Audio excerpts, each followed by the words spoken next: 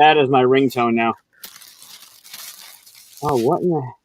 Welcome to 42.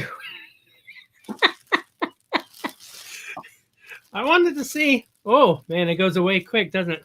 Oh, this is the episode where Chris passes out. Yeah, it's the 442. Oh, man, that goes away quick. Yeah, was that your last balloon?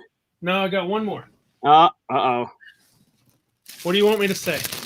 I don't know. Why don't we do something first and then, like, use that as, like... I'll sign out with it. All right, there you go. If you remind me. All right. I'm not going to remind you. Yeah, the birthday balloon started sinking too low, and I had to. Hey, what are you doing? Get off your phone. Yeah. The Tampa Bay Lightning are playing Game 1 of the playoffs. I gotta keep it going. Yeah. I might check that a couple times throughout the episode, or if anybody is in the comments watching the Tampa Bay, other team, you could give me the updates. That would be fantastic. Thank you. No sports balls. Go hockey, Peter. Sorry. No, why'd I click on that? I don't know. If you could give me the updates. I know they're up 1-0 into the first. So you got for at least 15 minutes, 20, and then I might check it again. This is what we sound like to people that. Oh, you locked up. And there's that frozen screen I was talking about. Oh, did I freeze? Yeah, you totally did. Oh, man, I've got a weird connection, so you're going to have to entertain everybody. I'm just going to put on the hockey game. We'll just watch hockey and drink. It'll be great. I'm sorry for that. I'll put in timestamps later to let you know how to get past all the hockey if that happens. Please like and subscribe despite our bad connections and hockey talk. So on our agenda tonight, I'm going to do something different. I'm going to show them what our agenda is. Are you looking at the light beam that's shooting down? I got the lens flare going on. I feel like it's a Hollywood movie. I don't know what. It's a J.J. Abrams. Yeah. J.J. Abrams. It is hot as hell, so I figure a fire will break out at some point. Yeah. How hot is it? You're up north, though. I mean, I'm in Texas. You don't have anything.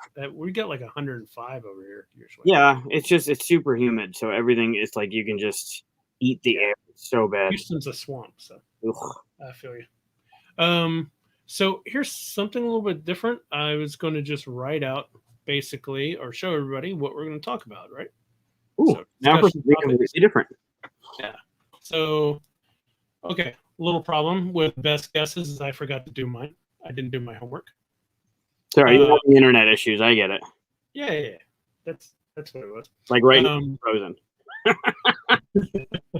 If you have one, no, we can still do that. And we're going to talk top 5 games not mentioned enough. Despite the fun imagery that we put up, they won't be the ones that are on the thumbnail image. It was fantastic. There was a change to the WandaVision ending. Thought we could talk about that a little bit. Yep. Loki episodes. Well, we didn't really talk about episode 2, but maybe 2 and 3 comparison and stuff. If you haven't seen Loki, if you haven't seen Loki 3, then we'll warn you beforehand, and you can mute us or skip ahead. And then we'll talk about what we've been playing.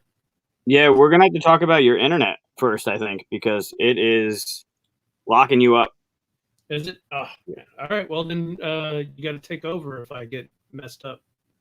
Oh, you're messed up. Oh, great. It could very well be me, but if anyone is screen capturing Chris's images when he locks up and can put like a collage together later, that would be awesome as well. Don't do that. Please. No, I did see some connectivity issues. In fact, it's showing me like, connection is unstable. So that's great. Exactly. I'm not on Wi-Fi, so that's just Comcast for you. Old internet. That's what I get. Hopefully, I don't know. I don't have anything else running on here. I've got Discord. I'll turn Discord off. That can't be it, but whatever. No, probably not. So, the weird thing is I see you perfectly fine. So, If you want to go with internet problems.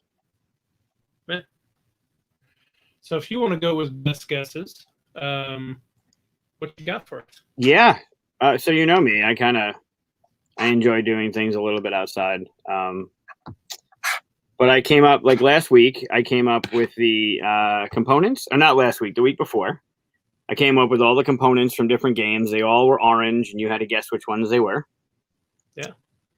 So this week, I'm going to ask for your best guesses on 8 different dice.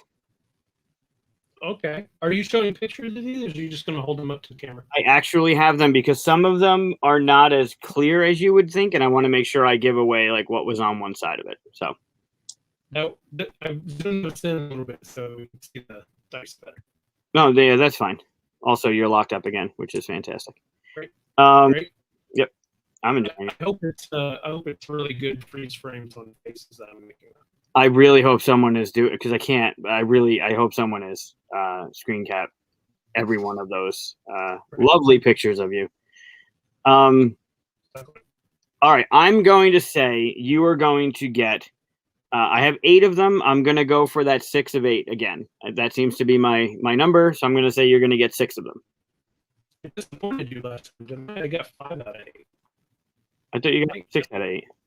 Did I? Oh no, I just missed one that you thought I'd get and got one that Oh. I thought I'd miss. All right. And I just marked down the 2 that I think you're going to get wrong. Okay, one of them's Sagrada. Let me just say. So these are non-traditional dice. None of them are just like pips from 1 through 6 in some white or some orange or some translucent Sagrada dice. They're not traditional dice. They have something on them that makes them different. Yeah, it's frustrating because I've got my good camera working here. It's just the connection is really bad. Let me just make sure we're not running anything. I'm showing like our Wi-Fi and everything's looking fine, so I don't know what's going on with maybe it's StreamYard. Maybe. Okay. Probably because hockey sucks. It's probably what happened. Yeah, it's probably because you're looking at hockey on your phone. I'm not. I said it's an intermission. I'm not looking at it. Okay. All right. You're gonna show me stuff? I am. So dice number 1. I have 8. I'm gonna make sure I don't screw them up. Okay, dice number 1. We'll do this. Oh yeah, I know what that one is. That's Wingspan. Easy one. Okay. So you get 1. Nice. Start you off with the easies. Starting with the weak sauce. Yep. Yeah. All right, dice number 1, 1 for 1. Dice number 2. I'm gonna give you. I didn't even give comments a chance at that one. No, that was very quick. I'll give you this one. Ready?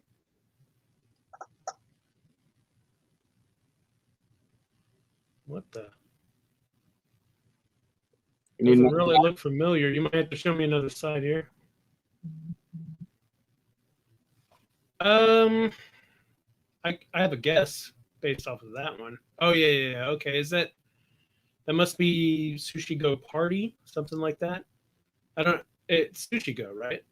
But the Sushi Go I have doesn't have dice, so right. Does it have dice?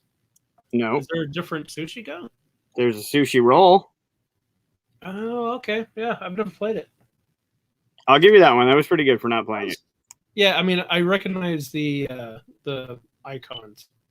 Yep. That's why it was in the easy column. Great. All right, you ready for number 3? Yeah, let's do it. Okay. That looks vaguely familiar. So far I'm thinking some kind of Arkham thing. What do you call it?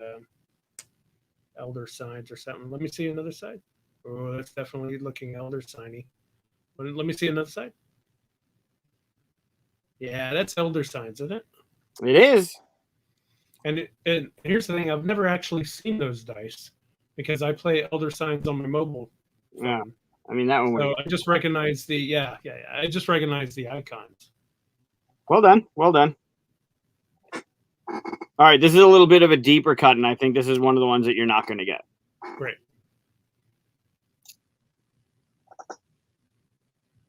Ooh. It is a wooden die, if that helps. Yeah, I have this game. I know this die. Oh, show me what's underneath there. Right there. Oh man, I know what that is. I've seen it. Oh no. Oh, Jamaica? Yeah. Whoa. Oh, nice. Wow. I'm impressed. That was one of the ones I thought you'd get wrong. Nice. Cool. Wow. Well done, man. That was good. Thank you. All right, next one. Ready? Yep. This is number 5. Why is your camera better closer than just looking at you? It doesn't like to look at me. Fair enough. Me every week. It's not really looking familiar. It doesn't help that I don't know what that is. Oh man. That looks a little familiar. I don't really have games like this. Let me see the other sides. Yeah, the icons aren't even looking that familiar to me. I mean, some sort of samurai ninja thing. That would give it away. If you knew. I don't think I've ever played this. Let me try to guess. Let me see. Trying to think of some kind of samurai ninja fighty game or something that I haven't played. Matchup or something. I don't know. Wow. So it's got one of the cooler mechanisms in games that's not really utilized all that often.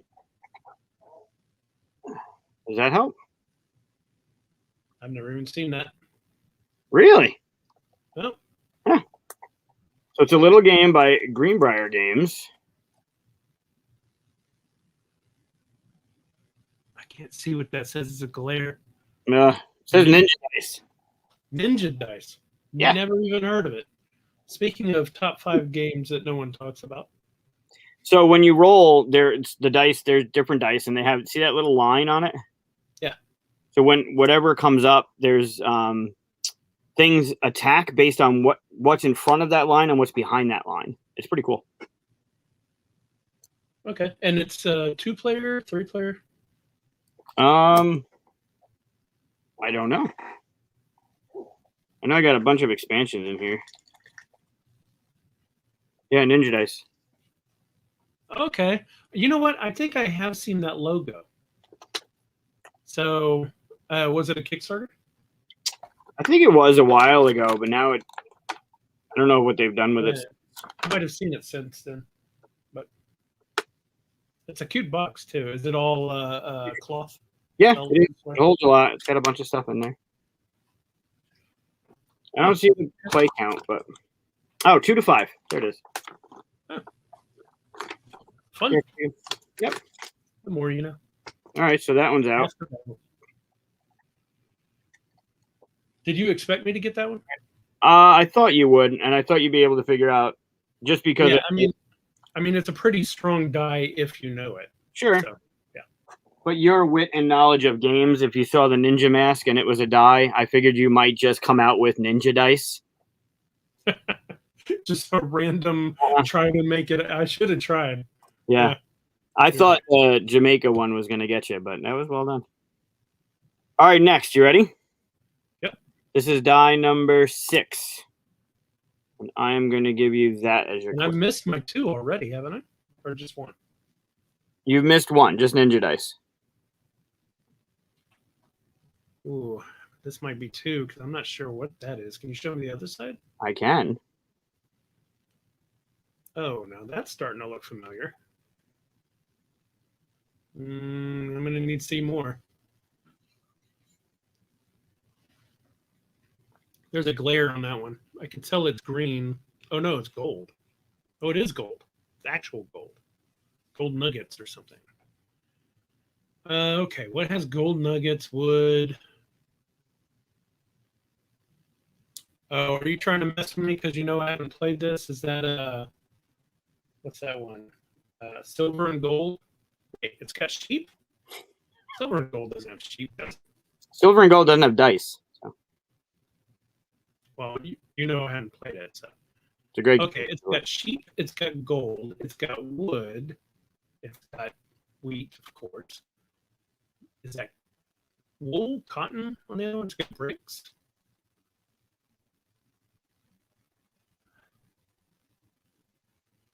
Turn it to your left. And that is no, you had it where I wanted it. I don't know what that is, just rock. Is that a rock? Nugget? Silver? Rock, nugget, wood, brick, sheep. wheat. Yeah. Is there some kind of mining farming game? Caverna? What? What? What'd you say? Caverna? No. Yeah, I don't know. What? It's Catan, the dice game. All right. Yeah, I should have guessed it just from the resources. I guess there's so many that now use sheep and wheat and all that stuff. But I've only played Catan on or Catan, depending on what you want to say. I've only played it on Xbox. Oh wow! Never actually played the board game itself. Huh.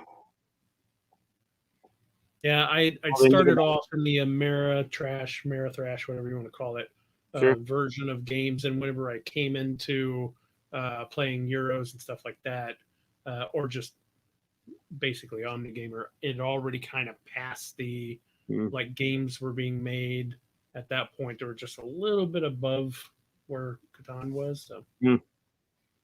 Yeah, I figured you'd get it by the resources, especially the sheep. Yeah. I forgot that they had a dice game. That's why, because I was like, I know there's not dice in it. So. All right, number 7. Again, I should have just said a thing with dice, right? Ninja dice, Catan dice. Okay. Yeah. This is the second one that I thought you'd get wrong. So maybe you'll be wrong on this one. Great. Oh, wow. I'm going to turn this off. No, I saw that. There was a 4, right? Yeah. But without that glare. Wow, that's really clear. I see a skull on the other side of it. 2. Looks very piratey. Especially the fonts being used there. Oh, why do I keep drifting? I'm like a NASCAR driver. I keep going to the left. Scene 3. There's 2 3s on the die? Looks like it, yeah. There are 2 2s, 2 3s, a skull, and a 4. 2 2s and a 4. Oof. Well, let's see. It's piratey, but I don't recognize it. So I got to think of a pirate game that I don't know. Down. Or don't, yeah. Pirate the Dice game. Nailed it. That's what it's called. That it's would be great. Rattle Battle, Grab the Loot. Nope. Okay. Again, another game no one's heard of. You've already started 2 off of your 5 there. Definitely. Yep. Wingspan and Elder Sign. Yeah. Yep. All right. Last one.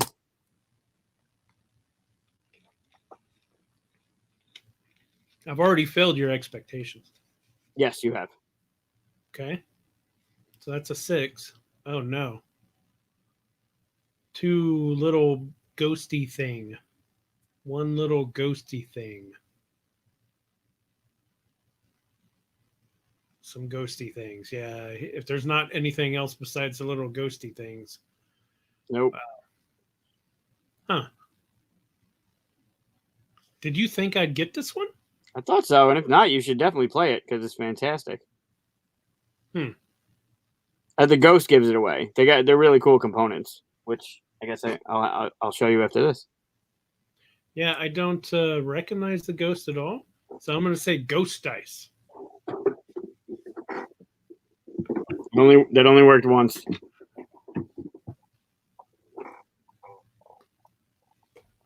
What is it? Oh, I've seen that box. I've never seen it played though. It's a co-op. You probably wouldn't like it. I do like some co-ops. I've never seen those pieces. Those Yeah, are cute. they're Do they cool. glow in the dark? They look like they glow in the dark. They don't. I want them to so bad, but they don't. Seriously?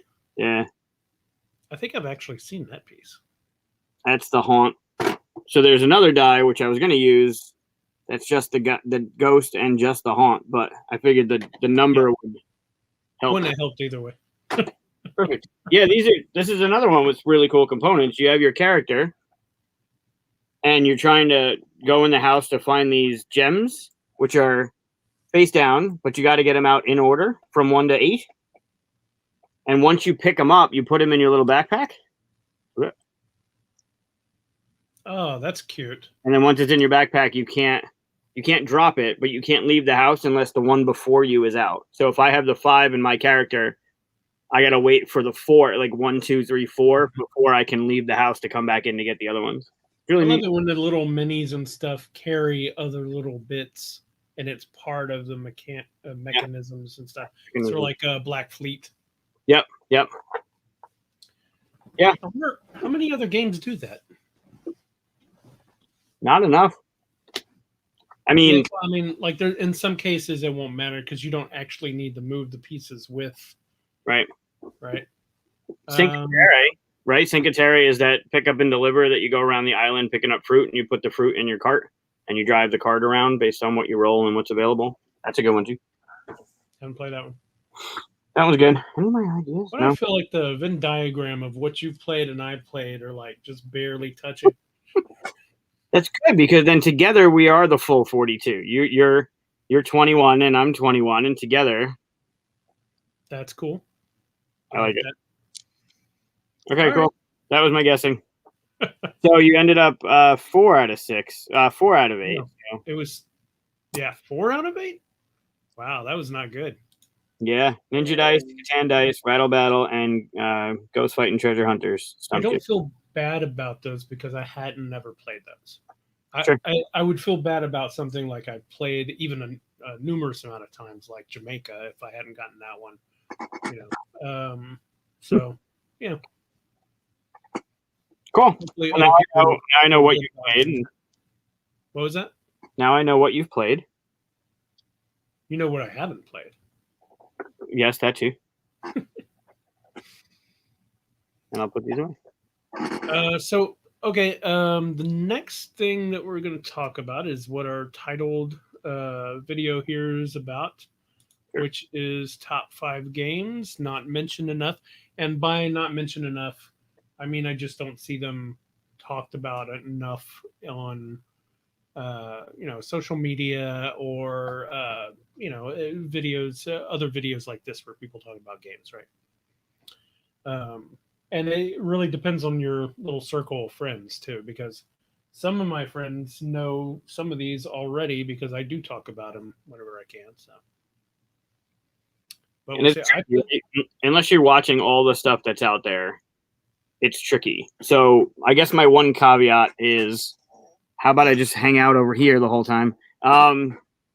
The games on my list might have been talked about when they came out, but I don't see them being talked about much anymore. And there's this, and I'm sure our viewers and you as well are familiar with it, that cult of the new, right? That's old. Like, let's play the new stuff. Yeah. And it's the same because a lot of these have either cool mechanisms or cool concepts or something that, I don't know, it's probably it hit when it came out, and then it's just you got to get to that new stuff, especially reviewers and the hotness on BGG, and you're always trying to keep that new thing on the forefront because that's what people are hunting for. That's what people are looking for. So they may have been talked about, they may be on tables as we speak, but I don't see it. Yeah, I agree. Some of these were talked about like in a short burst when they came out, and then they just kind of faded, right? Mm-hmm. One of the ones I actually put as kind of a joke on the thumbnail, which was Dwellings of Eldervale, because we talk about it all the time, right?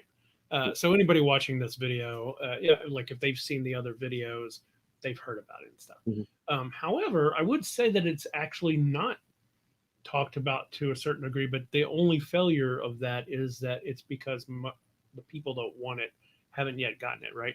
And that's, that's getting out there, that's getting solved, but Yeah. I think it'd be talked about more if more people had it, basically.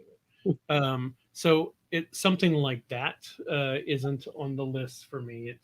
It's more like it's been out for a while, because I think Dwellings came out earlier this year, or it started like December, November, I think, when we started delivering that stuff.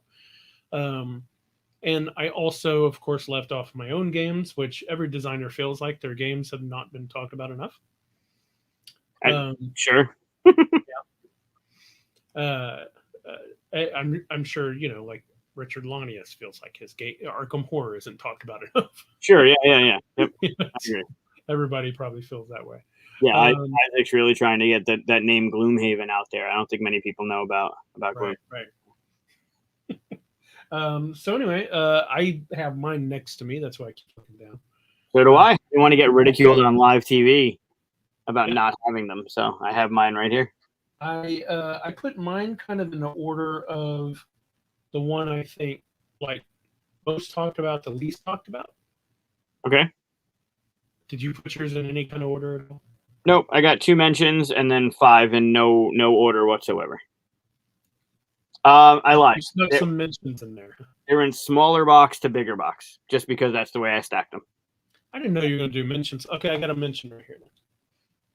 It's actually right here, so I don't have to get up or anything. Lazy mention. Oh, wait, you'll see what it is. I'll pull it out when it's right. We'll do mentions afterwards, right?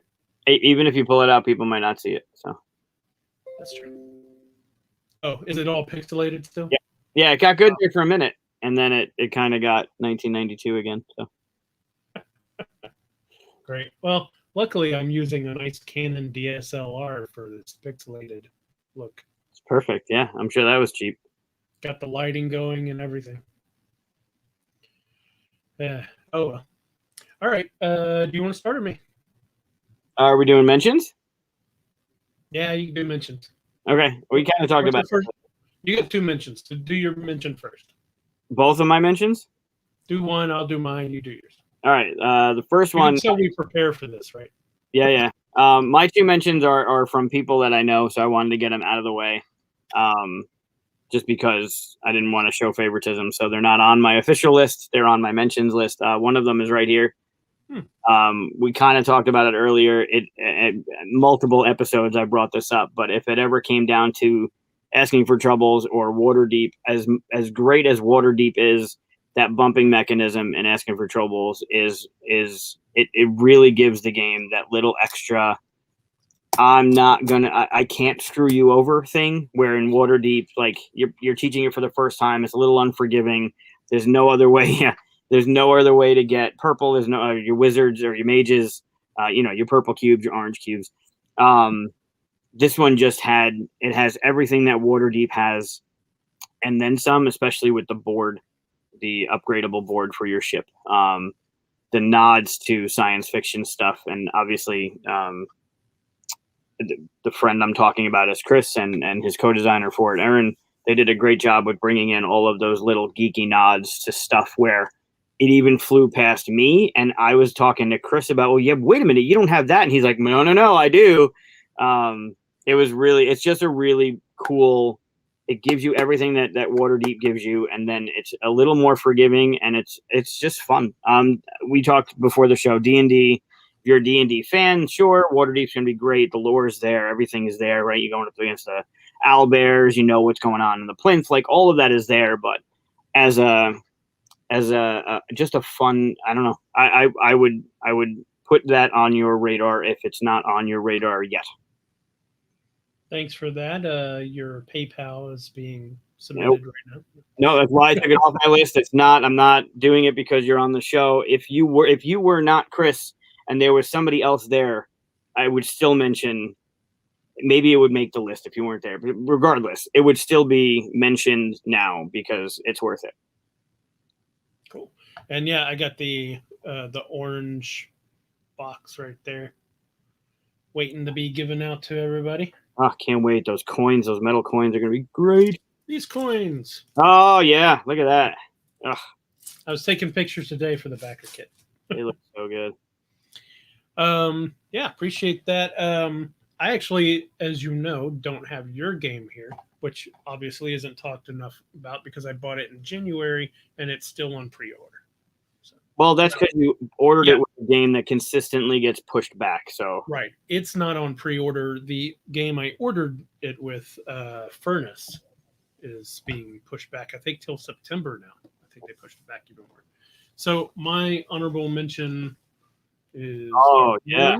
Yep. Where we go? There we go. Everybody talks about BSG. Nobody really talks about this game. Actually, I haven't played BSG, but I know one of the drawbacks to it is that it's long, and this one always feels like the right amount of time. Yep. So, it's funny. In one of I think it was on our Facebook group, Lance had chirped, like we were talking about the 5 games not mentioned enough, and Lance put in BSG. And it's funny, it's talked a lot now because of the remake, if you want to call it a remake. But yeah, Dark Moon, man. Oof, good one. Yep. Yeah, it's a great game. And I like that I think it plays up to 8. Is that right? Yeah, 7 or 8. No, up to 7, yeah. And we played it at 7. I like it at 7. Yeah, that's a good one. All right. And you've got a second mention. I do. 2 more friends of mine. I think it's a nice, cute little gem by Daryl and Adrian, well known for Sagrada, and Sagrada is fantastic, but that gets a lot of talk. It's a push your luck game, really, really simple, but fun. And it's called Creatures and Cupcakes.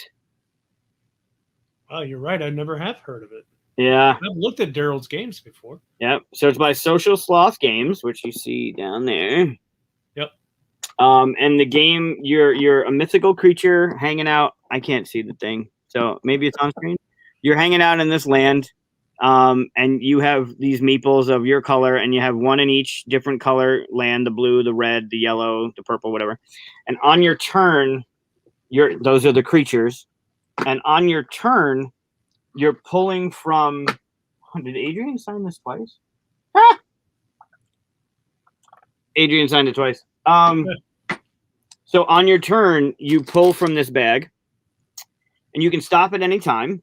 But if you ever pull, why are they back in the plastic bag? That's dumb. Sorry, I put them back in the bag in the plastic bag for some reason. Extra protection. So yeah, you pull from this bag, and you get a color cupcake. Cute. Right? And then you put it down, you decide to go again. Your turn ends, and you bust if you ever get 2 of the same cupcake consecutively. How many different colors are there? There are 5. Ooh. So I pull again, and I got orange. All right. Stop right there. Nope, I'm going to pull again. Don't do that. And I got purple. So that's I just lost it. So that's a special cupcake. When you decide to stop, you get to move your creature in the matching land that many times. So right now I'd be able to move a creature in the red, in the purple, and then the special one gets me a card that kind of breaks the rule. I can move people back, I can make people equal, whatever. But if I went like purple, orange, pink, purple, orange, pink, that's fine, as long as I don't get 2 of the same in a row. It's just fun. It's easy to teach. You're playing it in a few minutes. Yeah, Creatures and Cupcakes. How many players? 4? 2 to 4. Nice. Yeah, meeples like the unicorn and the. Hold it up. Why don't I take them out of the bag? Either way. So that's like the Cerberus or Chimera. And then if you stick with red, you've got your little unicorn. That's funny. I like And that. then what are the guys? There's a little flying dragon in green. Was this Kickstarter? No. Seems like a perfect little Kickstarter. Pieces, everything. It's super cute. Yeah. I usually have it in my bag. I usually bring it with me to places. It's just fun to teach. It's a filler. If you ever bust, see the potions? Wow. Yeah. If you ever bust, like let's say my next one I pulled another blue and I would bust. If I busted on blue, I would get the blue potion, and that becomes a protection for next time. So if I happen to bust on blue, I can give up my potion, put the blue back in the bag, and decide to draw again if I wanted. Do you leave the cupcakes out, or do they go back in the bag afterwards? After your turn, they go back in the bag. Okay, so you can't sit there and count cupcakes. Nope. And then the game ends when you get your second creature to the Cupcake Palace. So each one of these lands has a different amount of circles. So one is, and the cupcakes are limited in the bag, right? There aren't equal amounts of cupcakes. The yellows are harder to get. They're more infrequent. So the yellow is harder to. There's less dots here to travel to the Cupcake Palace. But if you get the first person to get two of their creatures to the center wins. Do you know if that's the theme that Daryl? Sorry, who was the other designer? Adrian. Do you know if that's the theme that they started with, or did the publisher put the theme on? I don't know, but if they're watching, maybe they can.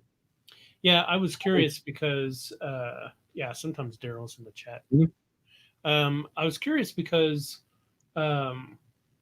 it's like that looks to me, at least it's subjective, but that looks to me like a great balance of theme and game weight. Sometimes you'll see like that kind of theme, but with like really heavy game weight mechanics, it doesn't work. Right. Or vice versa, right? You got like demons and monsters and stuff, and it's just a simple push your luck, fun 20-minute game. Sure. And I like it whenever I see theme and mechanisms like match up perfectly. So, yeah, I'm more like weight of the game match up. Sure, sure. Yeah, I'm unsure. I mean, even the art, like look at the angriness, right? Or even this guy, like look how angry the unicorn is. Yeah, it's fun. All right, well, do you want to do your first one? Or I do my first one? What you want to do? Either. I can start. I mean, I did just talk. You talk. You go. I was just talking. Okay. So I've talked about this one before. It's also going to be mentioned later on when we talk about when we played, because I played it this week. It is Crusaders. Nice. I have mine right here. You know what's interesting? As I was looking at it, this is the only TMG game. Hold on, let me make sure I'm not lying. Yeah, this is the only TMG game that I picked up. But a lot of these, like Scoville, I don't feel like is talked about enough. What's the other one? Trade on the Tigress. Talked about enough. So I'm like, oh man, maybe the reason why we're not seeing TMG anymore is because, just for whatever reason, their stuff didn't get talked about enough. But this is my favorite Rondell game. And plus, it's orange. Well, it's orange. I always play orange. Orange should always be a player color. Purple's a player color in here. Should always be a player color. This cool teal is a player color. Yeah. Use great player colors. Don't go with the basic ones, Yeah, they do. They do amazing stuff. The deluxe edition of that is it's stellar. Everything about it is really good. You just get that game too, so I'm glad to hear you talk about that one, because that was a stab in the dark for me. Which one? Tigress. Yeah. I knew nothing of it, but I knew about it because I listened to the Ludology podcast, and Jeff Engelson was one of the designers, so he talked about it a little bit. I was a little weary about getting that game because it has negotiation. Yeah. Yep. And sometimes that kind of stuff just doesn't go very well with my game group. But I love it. I think it was great, and it came out like a flash in a pan, and then nobody talked about it. And that's tough, right? I guess it's kind of the overarching theme. When you have 3,000 plus games coming out a year, I mean, maybe not now because of the, hitting the brake on pandemic and licensing and whatever. It's really hard to stay on the top, right? Yeah, and the weird thing is most of these, like I said, this is TMG. Most of these that I have really aren't that unknown publisher either. Mhm. So I mean, it's hard for them too. I mean, this is, by the way, I was talking about the rondel. This is like a character board with the rondel. Mhm. Hard to do this while looking It at is. it. I'm glad it's not for me. Can you see it? Yep. Yeah, no, it's just I do the same thing. It's hard to poke on the Yeah, back. no, it's hard to like guide it because the camera's backwards or Mhm. something. Yeah. But anyway, yeah, this is a amazing game, and it looks very. Every time you see a board with like a map on it, it looks like, oh, there's fighting and stuff. There's not. Nope. At most, you can like maybe go somewhere someone was about to go, and then go, oh, okay, I'll go over here, kind of thing. But, Yep. Yeah. Great. Yeah. Kind of want to play it again, and I just I kind of want to play I it lost horribly at it, so maybe that's why I want to play at it. I Perfect. usually do pretty good, but yeah, this time not so much. Well, I know play when you come here in November. What you got? All right, so mine is. I did kind of put this one first because there was an expansion that just came out recently. It was on Kickstarter. I think it came out last year. It's one of my favorite deductive games, but it's a one versus all, where one person is playing. Let's see how long it takes to get it. One person's playing an alien, and the rest of the people are playing humans that crashed on the alien's planet. So it's not First Contact. It is not. So to start, I should have put that as an honorable mention, but go ahead. oh nope. You have as the human, you have certain cards in your hand that represent the different locations you're allowed to go to. Everything that's said at the table must be audible. If you're the alien must be able to hear what you're saying. So there's no whispering, there's no code, there's no nothing.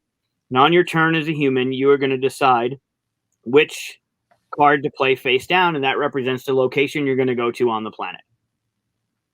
You can say whatever you want to get other people to either believe you're going to go there or believe you're not going to go there, whatever the case may be.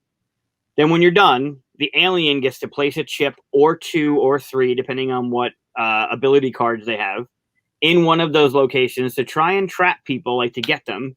And the alien's trying to hit humans a certain amount of times to kill them, trying to race to the ship to get out. I have not played this, but it sounds like you might have explained this to me before. I love it. What is it? Not Alone. Okay, yes. You explained this to me at one point, I think. Or maybe I saw a podcast talking about it or something. It's so fantastic. It's just super fun to play.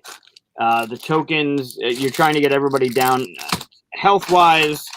You're trying to hit them a couple times. No one's ever dead. You're never out of the game. But it's a asymmetric starting point for the characters based on how many players you're playing. That's where the player ship will be, and they're trying to move all the way up to get to the star before the alien, who starts in a smaller track, gets to the star or kills everybody, or not kills everybody, but gets enough points to kill everybody. Wow, that's the extension. It's not even open yet because I only play the base game. Yeah, it's fantastic.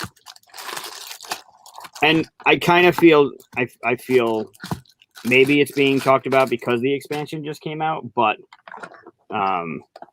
people should play it more if they haven't. You're right. When it came out, a lot of people talked about it real quick, and then I haven't heard about it since. Mm-hmm. So, yeah, it's great. When did it come out? About 2 years ago? No, 16. Oh, really? Yeah, wow. 2000. Well, maybe not then. And then the expansion that was just on Kickstarter. I didn't even see that on Kickstarter. What do you mean by just on? Well, you have it, so it can't be that long ago. 2020, so it was last year. Really? Hmm? Didn't even see it.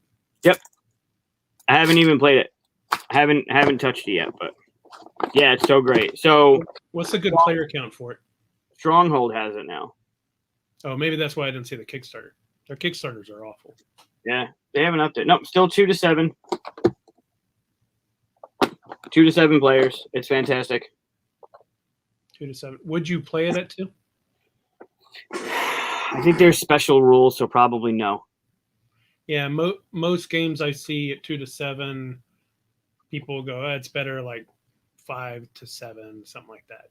Although, strangely enough, if you see 2 to 6, most people say, "Oh, 3 to 4 is better. Don't go 5 or 6." So, I would say this thing, I wouldn't play it with less than 5. yeah. Right? Like at least 4 humans, even 6 humans. It doesn't take long. I mean, there's some banter, but you're not really talking too long because the more you talk, the more you could give stuff away. And you're really just trying to hit people, either the humans, like there's a set amount of times, right? Like the ship's going to move depending on certain things, and the alien's going to move depending on certain things. So it's going to happen at some point. But yeah, it's so much fun. I'm slipping my second honorable mention in here real quick. The First Contact I just mentioned. Oh, okay. Yeah, I don't know that one. Yeah, so they don't really show the game on the back here, but basically it's one of those deduction ones where you either play two player or you could do teams, and teams is actually fun. But you are aliens, and so you have like your own little language, these little symbols, and you are trying to tell the humans what to present to you. And like I might want like a sheep, right? Well, that means I got to tell you that I want a living and this is some weird stuff, maybe food. So I just show you symbols and you go, okay, and you write down the symbols, and then you as a human gets to kind of go like point out stuff, and like you can point out like sheep, human, and snake, and I'll give you one symbol, and that would mean like living. And you're basically trying to learn my language while I'm trying to demand stuff from you. It's really fun. And you draw the little symbols back and forth and stuff. Nobody ever talked about it when it came out. It was weird. Like it didn't even have the flash in the pan. It was just like a little spark and then gone. Who's the publisher? I had to look. Cosmodrome Games. Cosmodrome. Yeah, I don't know them. So it reminds me of my friend Bobby. Story Machine Games had a game called Rosetta that's kind of the same way.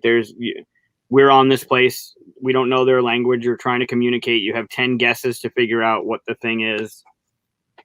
Yeah, that's fun. I like that. Yeah, that play.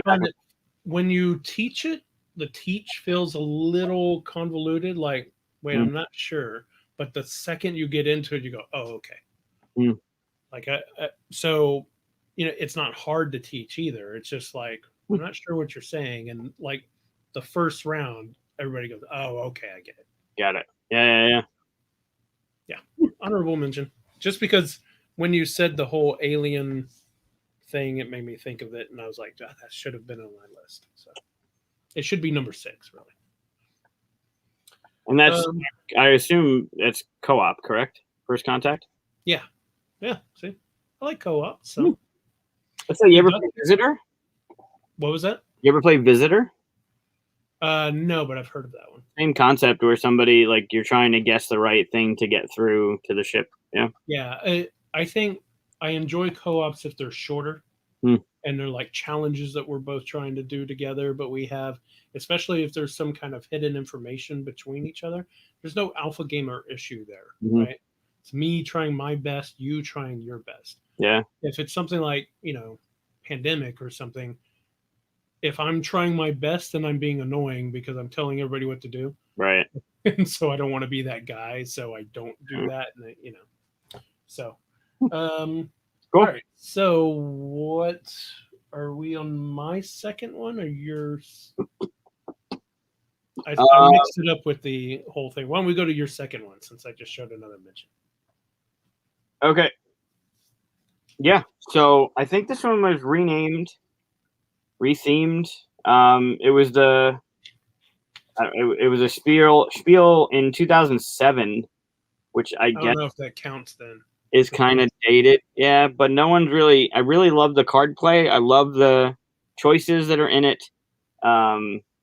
It's something. It's easy to teach, and I usually bring it everywhere. I have multiple copies of it because it's that good for me anyway. I think its new name is 12 Thieves. Could have looked it up before the show. What's the old name? Oh, Thief of Baghdad. Okay. Yeah. Never played it, but I've heard about it. Yeah. Super fun.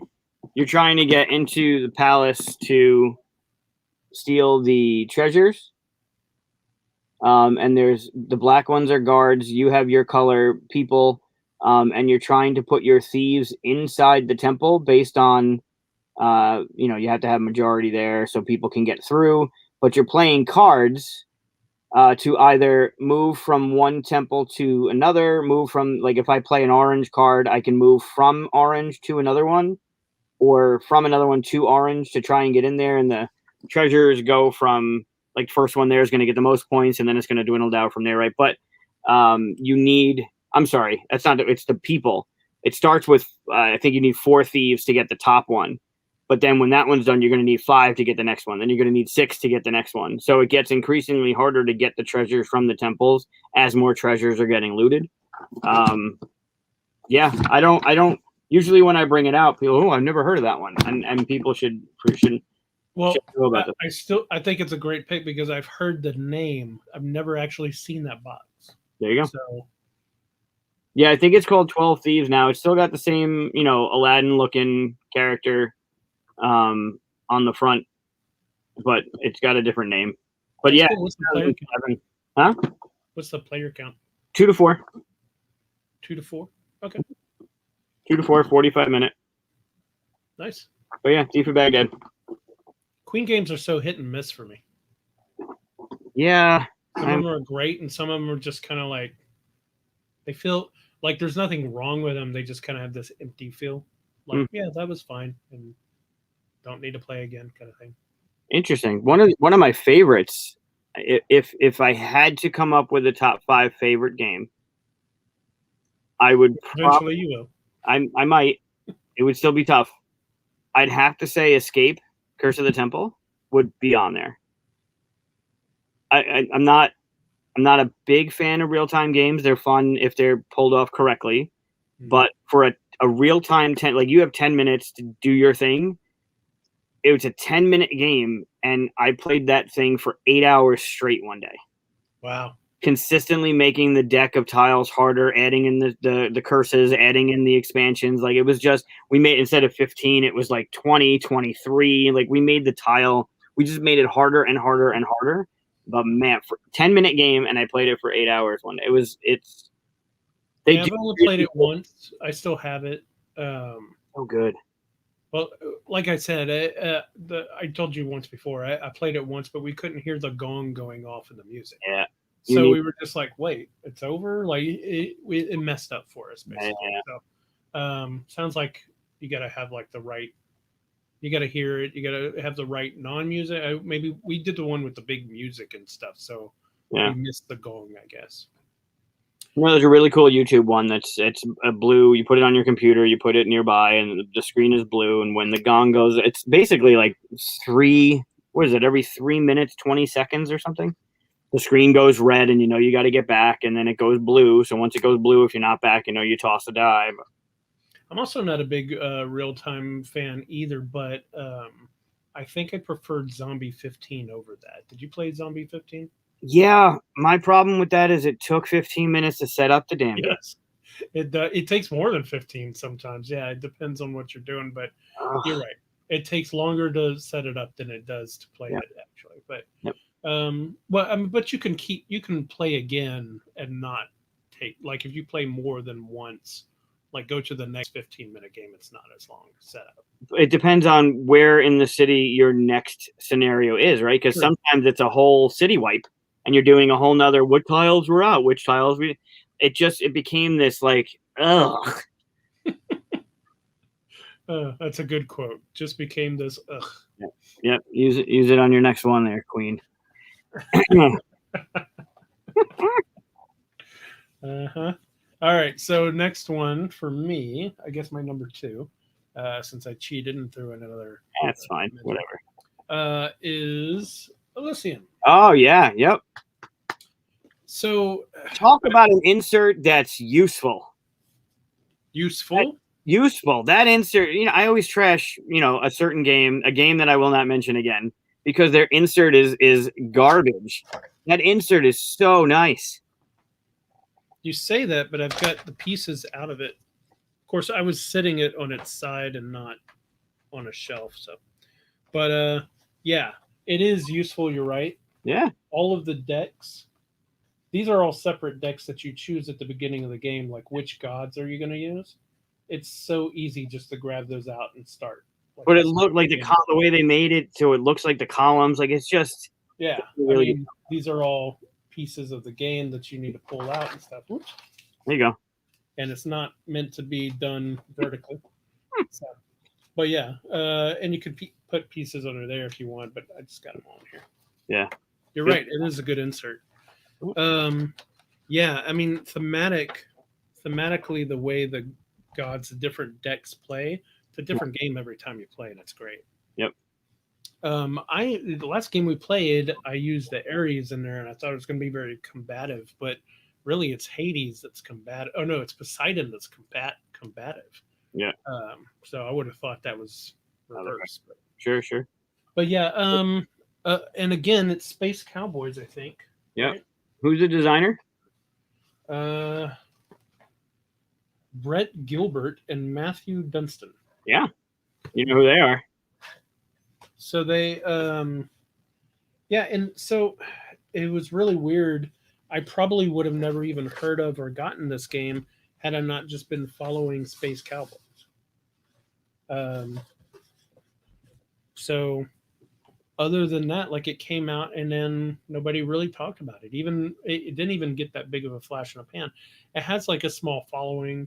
I know that Z on Dice Tower says it every single time he can. So little things like that, people keeping it alive as it should be. Yep.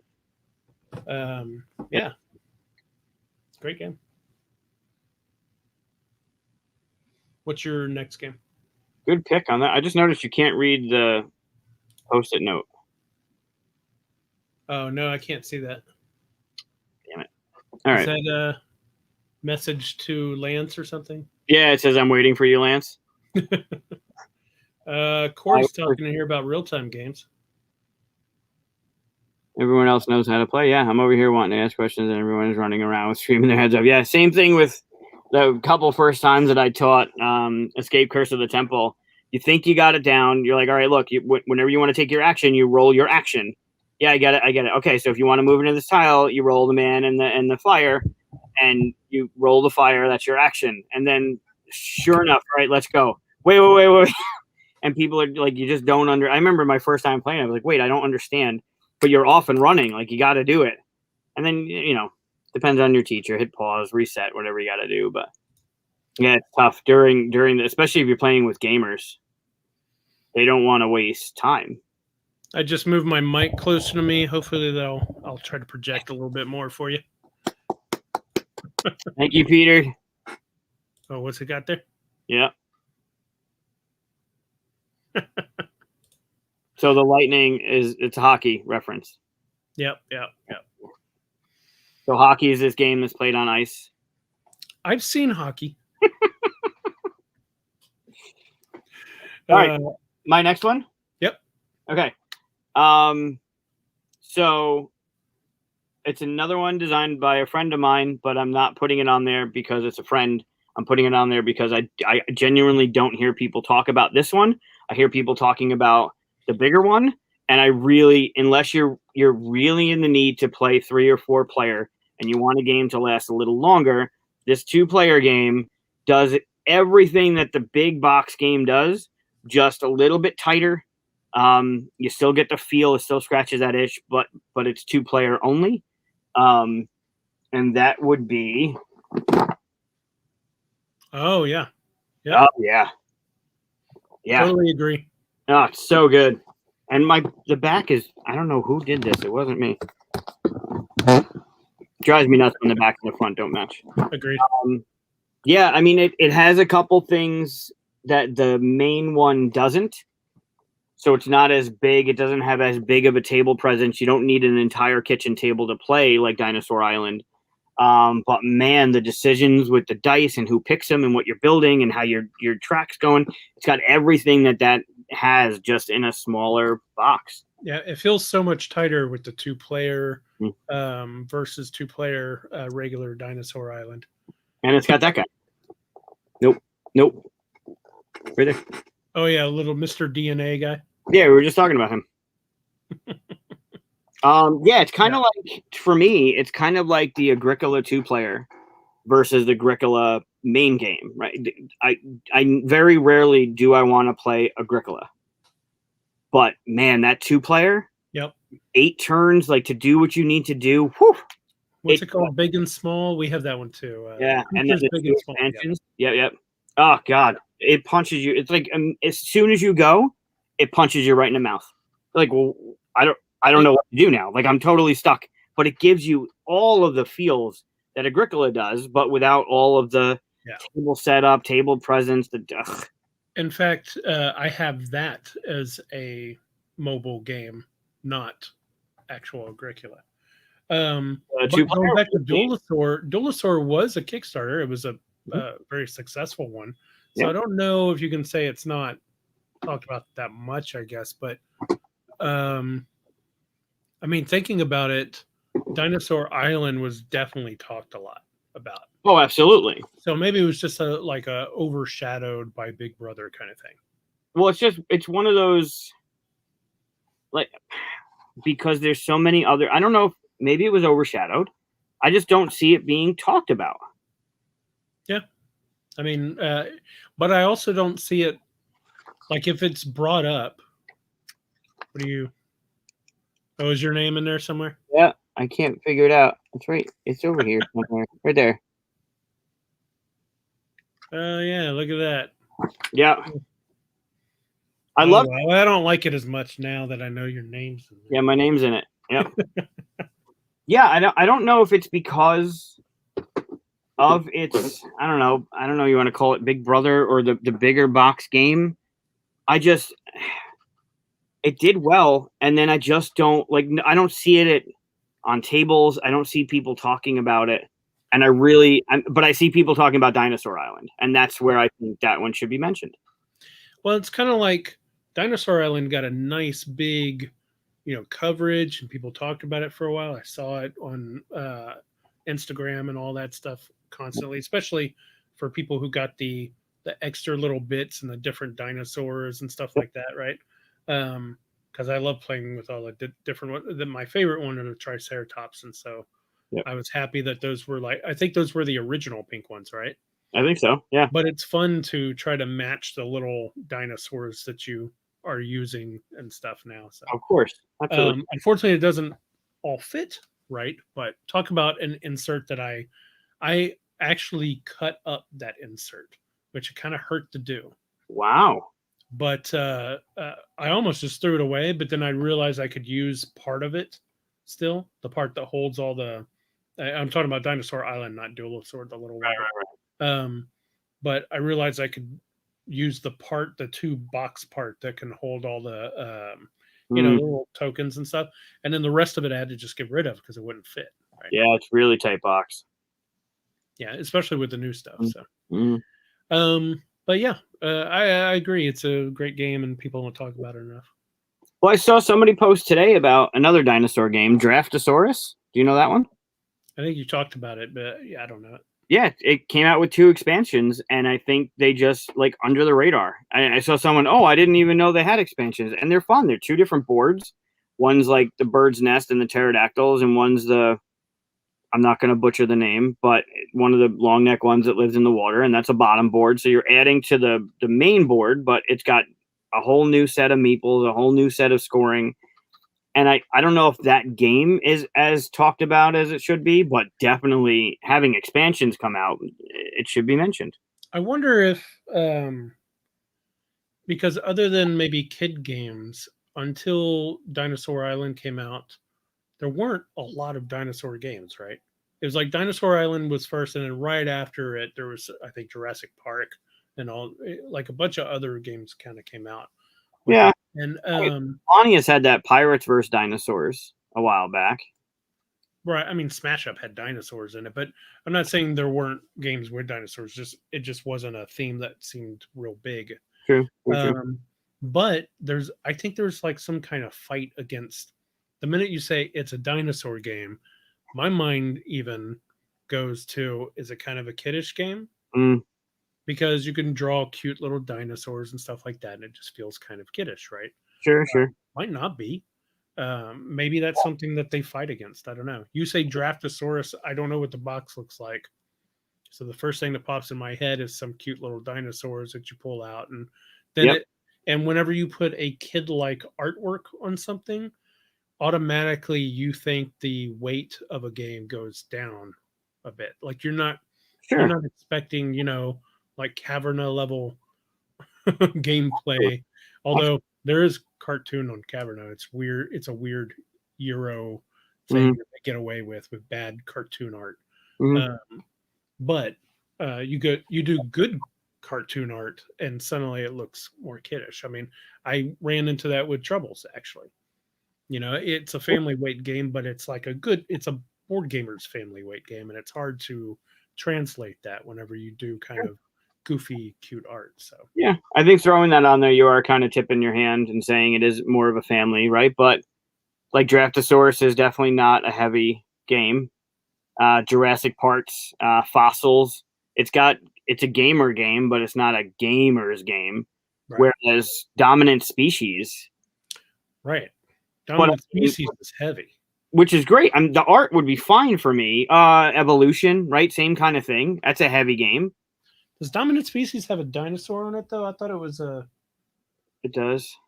Does it? I'm looking for it. I know I have it right behind me somewhere. Yeah, I'm not gonna go get mine. What does it for me in thinking about that being a heavy game is the GMT logo. Oh, there it is. So, yeah, you're right. Looks like a little raptor kind of thing. Yeah. Yeah, but what throws that out the window for me is GMT, because I know GMT is going to be I'm in it. It's going to be like a 4.9 out of 5. Like it's going to be a GMT game is going to be a heavy game.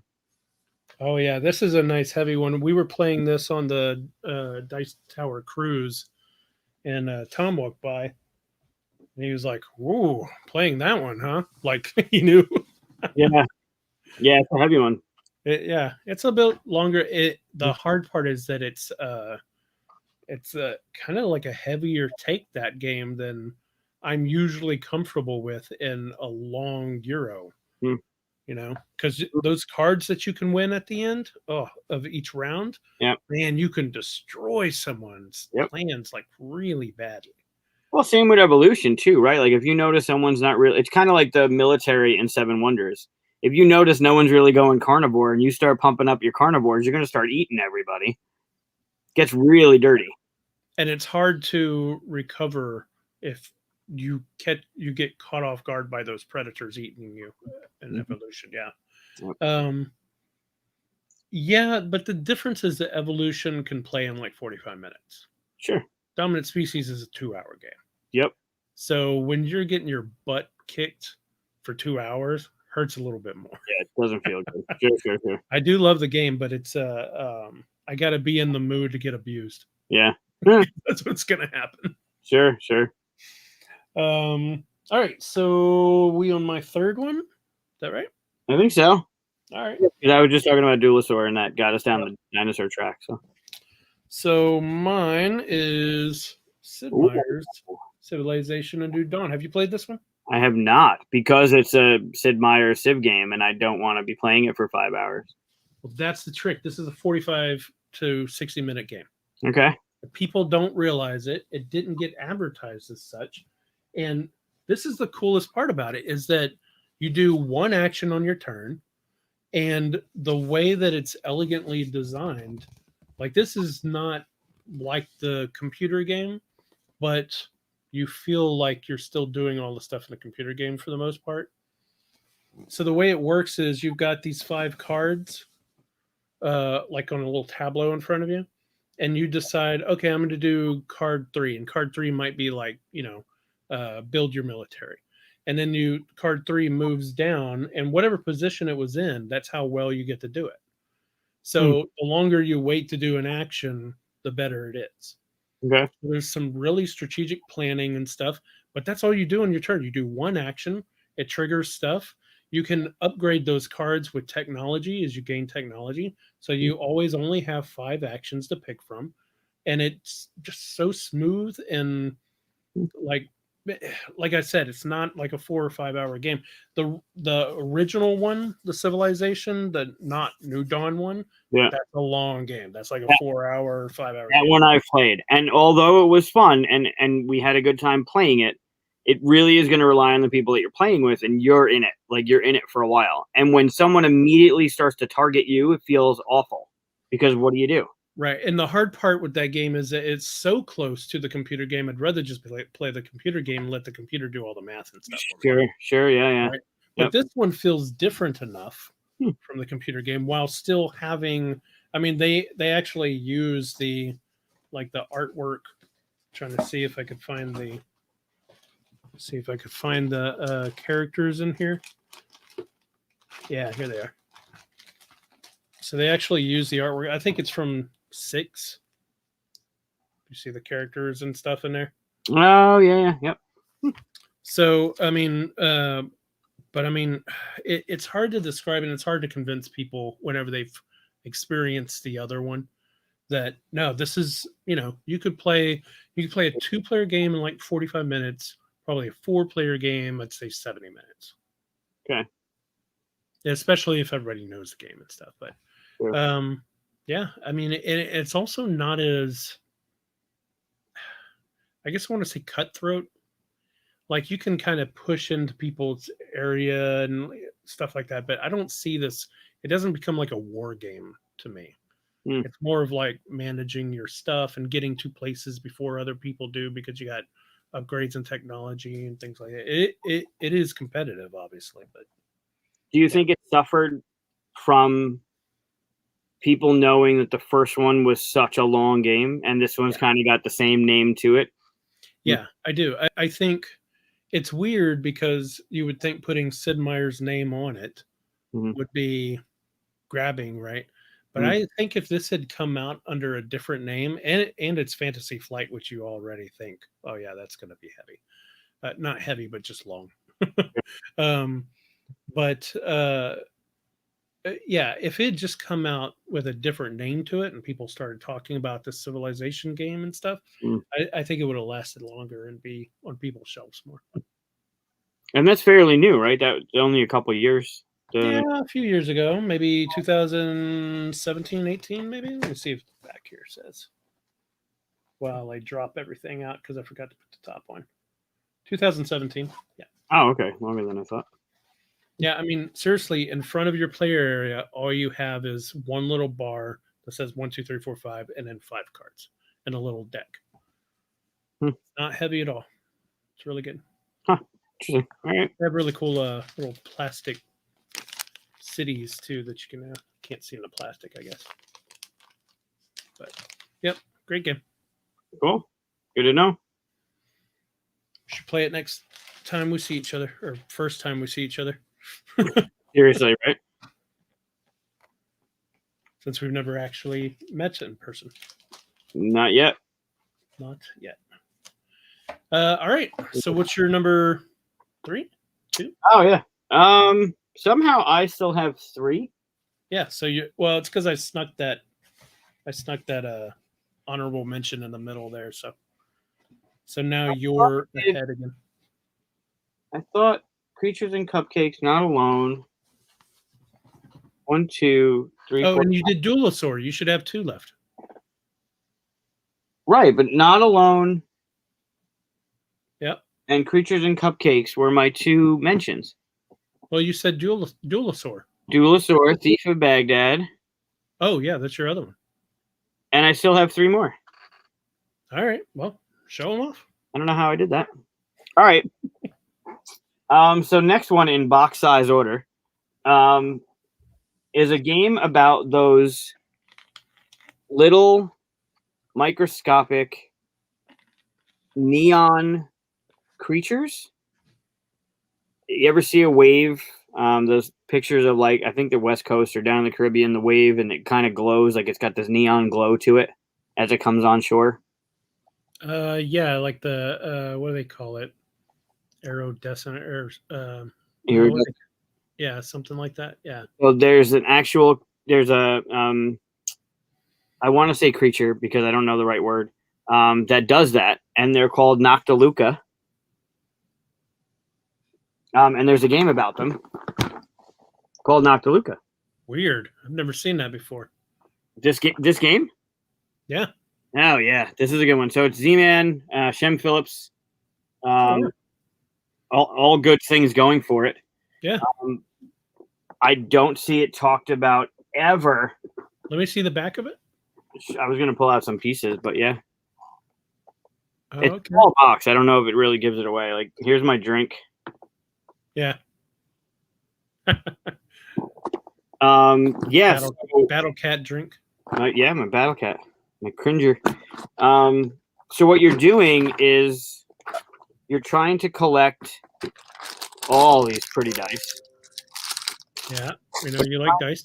You're trying to collect the Noctiluca in order to fulfill potions for the betterment of the story. So this potion is 2 blue, and orange, and 2 purple. And on your turn, to start the game, you populate the board randomly with depending on the number of players, whatever. But you put the Noctiluca in. It's also a double-sided board, which is fantastic. I keep thinking you're saying Oompa Loompa. Oompa Loompas, yep. So in each one of those gridded spaces, you're putting a certain number of dice. You roll the dice and you put them out into each one of those spaces. And on your turn, you have a certain number of actions, 3 or 4 or 2, depending on how many players, to place them into one of these brown areas. Why can't I do? There we go. Okay, in one of these. This is awful. And then you get to pick either. I'm just gonna look. You pick a number. So let's say you pick 2. You would get in this row or in this row, like directly straight across or whatever. As long as it's in a straight line, you get to pick all of the colors with that number on it. So strategically, you're trying to figure out what cards do I need, how many of what colors do I need. This is going to get me, if I pick 4 this way, it's going to get me everything to fill up this card. Then you pick all those numbers, everything else stays. And everyone, the round ends when everyone has placed 1 in each of these brown squares. Then you reset it with the same thing and you do it twice. But that whole picking mechanism is super cool. And I don't see this game talked about basically ever. Yeah, I've never even heard of it. When did it come out? 2 years ago. Wow. I was even paying attention 2 years ago. Seriously, right? Well, we had some other stuff going on. Still, but Z-Man, you would think you'd hear about it. It says 2018, so I was lying. Yeah, totally lying. Yeah. But yeah. I was still paying attention, though, so yeah. Yeah, so this kind of gives it away here. So you put your thing there, and this person would have picked 1, and then you get every die that has a 1 across this entire thing, and then you put them into your potions, and then you're trying to get points. It's got the little color token, like a potions explosions thing, where you're doing something to collect pieces to fill in recipes. Yeah, sure. Yeah, super fun.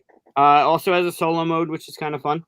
Not that I would recommend it as a solo game, but it plays up to 4, and it plays the same up to 4. You get less actions. It's a little tighter at a 4-player. But yeah, super cool. Nice. My number 2 is coincidentally Deus. Yes.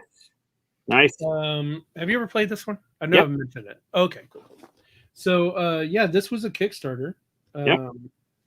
Although I didn't see they had Asmodee on the back of it. Huh, interesting. This is the Kickstarter version. I don't know if there was another version actually. I almost didn't back it because I don't like the art. Okay. The art's all blown out. I know what they did. I know how they did it. They used a burn tool and stuff. It drives me insane when people do that. But the art's not bad. I just personally don't like it very much. But that art's not really in the game. The good art is actually in the game. The box art for some reason isn't that great. But let me see if you can actually see this. Yeah, you have like a little tableau right here, and the best part is you build these cards up. So whenever I build you're right, this is hard to do. Whenever I build a ship card, the blue ones, when I build that card on top, I get to trigger that card and all the cards below it. Oh, that's anybody that likes doing the engine building thing like that, oh, it's great. Yep. And the problem is if you focus too much on one thing, you'll run out of it, and then you don't have anything else built. So you have to do this weird balancing thing. But if you balance on everything too much, you don't do enough. Right. So it's pretty good. Yeah. Yeah, it's a good one. Yeah, that is a problem. It looks like devs instead of Deus. Yep.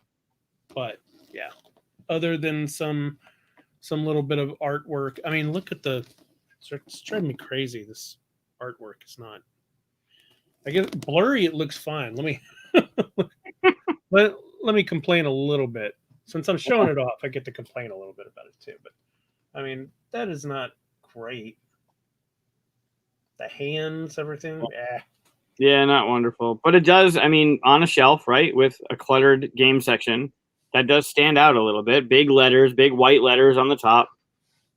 Right, letters you can see from distance. Yeah, except all my games going sideways, and that doesn't stand out very much. I mean, it's just true. All that artwork, and they put a little thing on it. But anyway, it's a great game. Great. There's some area control to it, but it's the kind of area control I like, that it isn't contentious. It's like the minute I put something down, that's just mine, and I got to it first. Yep. First come, first serve area control. Totally like. I just don't like fighting over the same piece of land for an entire game, you know.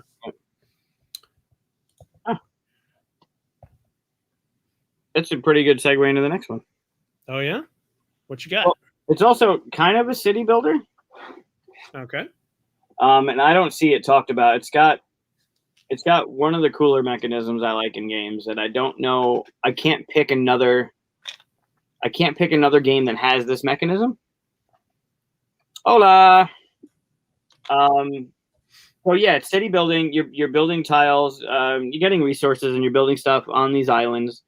And you're trying to build shops and connecting them in certain.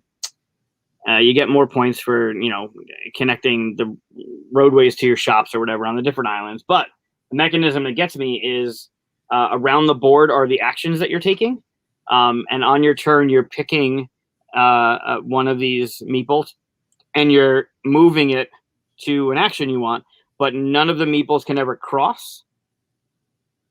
So, like, if there's a meeple here and I want that action, I'm going to have to move that meeple to get into that thing. If I pick this meeple, I can't jump ahead of it. It's an older game. I don't know if it's really talked about anymore. But oh, okay. I've heard about it. I've seen the box. I almost got it a couple of times, but I haven't played it. Oh, it's great. So you're building the tiles on the different islands. Based on certain restrictions or whatever, but around the board are the gondolas with the actions. It's like, it really is difficult to do, man. So like if I don't know. Did that get mentioned on Spiel? Mm-mm. No? Okay. Maybe it did. My it's an older flashing purple on your hand right there. What? Something's flashing purple. Look at your hand holding the box. Oh, the microphone. Oh, weird. All right. Yep, because it's plugged into the other computer and it's not on, so it's like, hey, look at me. So yeah, you can never, like, if I pick this gondola and I go, is it even going the right way? I don't even know which way it's facing. This way, because it's got the little thing to let you know which way they're going. Yeah. But this gondola cannot pass that gondola. So and that gondola can't pass this gondola. So you're trying to move these things around to open up the actions you want. Some of them, there's only one action on the whole grid. Some of them, they're like opposite sides of the map. So you're trying to strategically like move these things around without passing each other, opening up something that somebody else might really need. It's really cool. They don't see it talked about. And they're a dynamic duo of co-designers. What else have they done? Murano. What else besides Murano? I'd have to look it up. I don't have anything at the ready. But yeah, go get this game or go play this game. Damn it. Sounds good. Okay. Just to catch people up, we are showing off games that, it says down at the bottom, not mentioned enough. This is going to be. We're down to our number one. We've already talked about Wingspan. We've already talked about Gloom. Look them up. Little games you might have heard of. Yeah. Dead of Winter. Nobody's heard of that one. Yeah. Wow. That's that real-time dice rolling game, right? You're down to one, right? I have one, yes. Okay, so here's my number one. Maybe I picked one that you haven't played. Actually, you played Elysium, you played Deus, right? Yep. So I think you've played more of my group. But Progress. No. Evolution of Technology. So this was a Kickstarter. Came out. In fact, I don't even recognize the. Is that Noken Games? Like, I can't read what that is. Isn't it NSKN? Niskin? Is it S? No. NS? It is an S. Okay, NSKN, yeah. So anyway, they came out with this as Kickstarter for whatever reason. Like, it's not great artwork and stuff. It's not bad at all, but it's not like grabbing. For whatever reason, I looked at it and I said, yeah, sure. I remember just kind of haphazardly going, I'll back it, kind of thing. I'm glad it did, because the back of it is not going to do its service. It's basically mostly a card game. Okay. But you have these player boards that have these little pegs that move. Oop, wrong way. Pegs that move down the row as you upgrade things and you unlock, abilities and hand limits and stuff like that. But you're starting off in age 1 where you're discovering the wheel and bronze and stuff like that, and then you move on up until you get to like the 4th age, or 3rd age in a normal game. If you play advanced, you could go to the 4th age and get flying into space and stuff. Like Tapestry. No, not like Tapestry. It doesn't feel like, you're actually building a civilization. So that would feel, it says on here, research technologies and build a great civilization. It feels like you're researching technologies. It doesn't feel like you're building a great civilization, but it's all tech tree. Like, they actually have like a help your sheet or whatever that's double-sided, where you can see the whole tech tree of how stuff builds out. You'll never build everything. You may get up to steam engine and stuff, and then that's all you could build, so you got to go back the other way. But yeah, it's a really fun game. Nobody ever talks about it. Nobody really talked about it once it came out. I was very surprised because I really enjoy it. Yeah, I can't say that I don't have it, but it does look familiar, but I knew nothing of it. Yeah. If you're a fan of like the tech tree kind of idea, like I'll build this so that I can build this. It has that cool thing where like you can, if you want chariots and you already have the wheel, then it's much cheaper to build. But if you don't have the wheel, you can still build chariots, but it costs you a lot more to build it, kind of thing. Interesting. And then you're at the same level as someone else who has chariots in that regard, Yeah. Have you ever played Legacy Gears of Time? Yeah. I didn't. So I had the same issue with that game as I did with what's the pirate game that starts with an L with the cards? Libertalia? Yeah, Libertalia. So when I'll describe what happened with Libertalia. I got Libertalia because people were saying it's a great pirate game, and it's not. It's a good game that has pirates in it. Okay, yeah, sure. I don't feel like a pirate playing that game, but I was so hyped up by somebody who sold it to me as pirate game that when I played it, I was like, yeah, that's how I felt.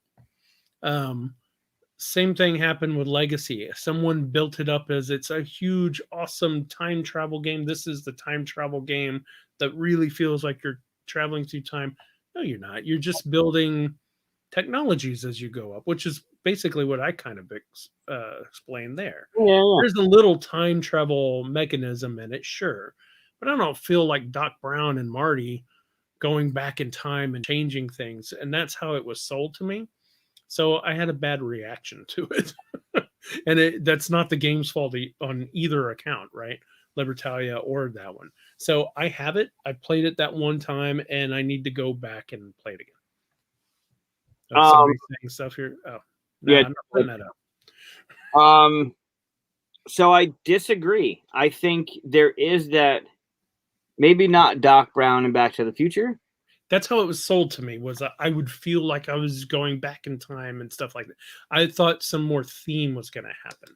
There is time travel. There's the mechanism of, going back and doing stuff. And that ripple effect of you building something before somebody else, and then they're losing points, you're gaining the points, which makes it better for you to build stuff earlier. Right, but it's just like Anachrony, where, the time travel is in the mechanisms, but not in the theme. So Katya, Peter is informing me on the score. You could watch your game, but I'm doing something, so he's letting me know that Tampa's winning 3-1. Nobody knows what you're talking about. Yeah, there's a couple people watching that do. Big game 1. All right. So you're number 1. Oh yeah, somehow Legacy. Yeah. Well, it could be, because you're right. I haven't heard a lot of people talk about Legacy. Yeah, and more people should. The expansion makes it more difficult. Yeah, it's really fun. It's definitely not an entry level, right? Like I'm not bringing that out to, hey, you've never played games before, let me show you this thing. I'm bringing out Creatures and Cupcakes. Like that's going to bring. Right. I don't think most of mine were that level either, though. No, Elysium's not that bad. Elysium is the kind of game where you're going to get your butt kicked the first time if you're playing against someone who knows those cards. Oh, yeah, absolutely. But, yeah. And I don't think of that as like a gateway kind of game. Sure, yeah, probably not. So, yeah, this one seems kind of simple, but it will also wreck you. It was nominated in 2013, which kind of throws me because Thief of Baghdad was nominated in 2007. Yeah, in 2007. And I think this one I played way before I was introduced to Thief of Baghdad. Another Queen's game? No, it's Hansum Gluck. I was wondering why you were comparing it to Thieves. Well, because they both have the nomination thing on it. Are they both the same? Okay. You're both a critter. So this is a top 5 games not mentioned enough, and you're bringing out 2 Spiel's nominees. Yeah. Winners? Are they winners or just nominees? This one says nominee. Thief. It's a little bit brighter than a flash in a pan. Nominees sell like over 100,000 copies in just Germany alone, right? Sure, but like, all right, if it's nominated, then maybe there's a little bit of staying power, and maybe it should be on more lists. I don't see it being played. I don't see it being talked about, and I think it's worth it. All right, what is it? So it's Palaces of Carrara. This is actually the German version because I liked it so much I had to get the German version because it was hard to get in the States back when I first started gaming. It's a Kramer and Kiesling. It's about trying to get your car started.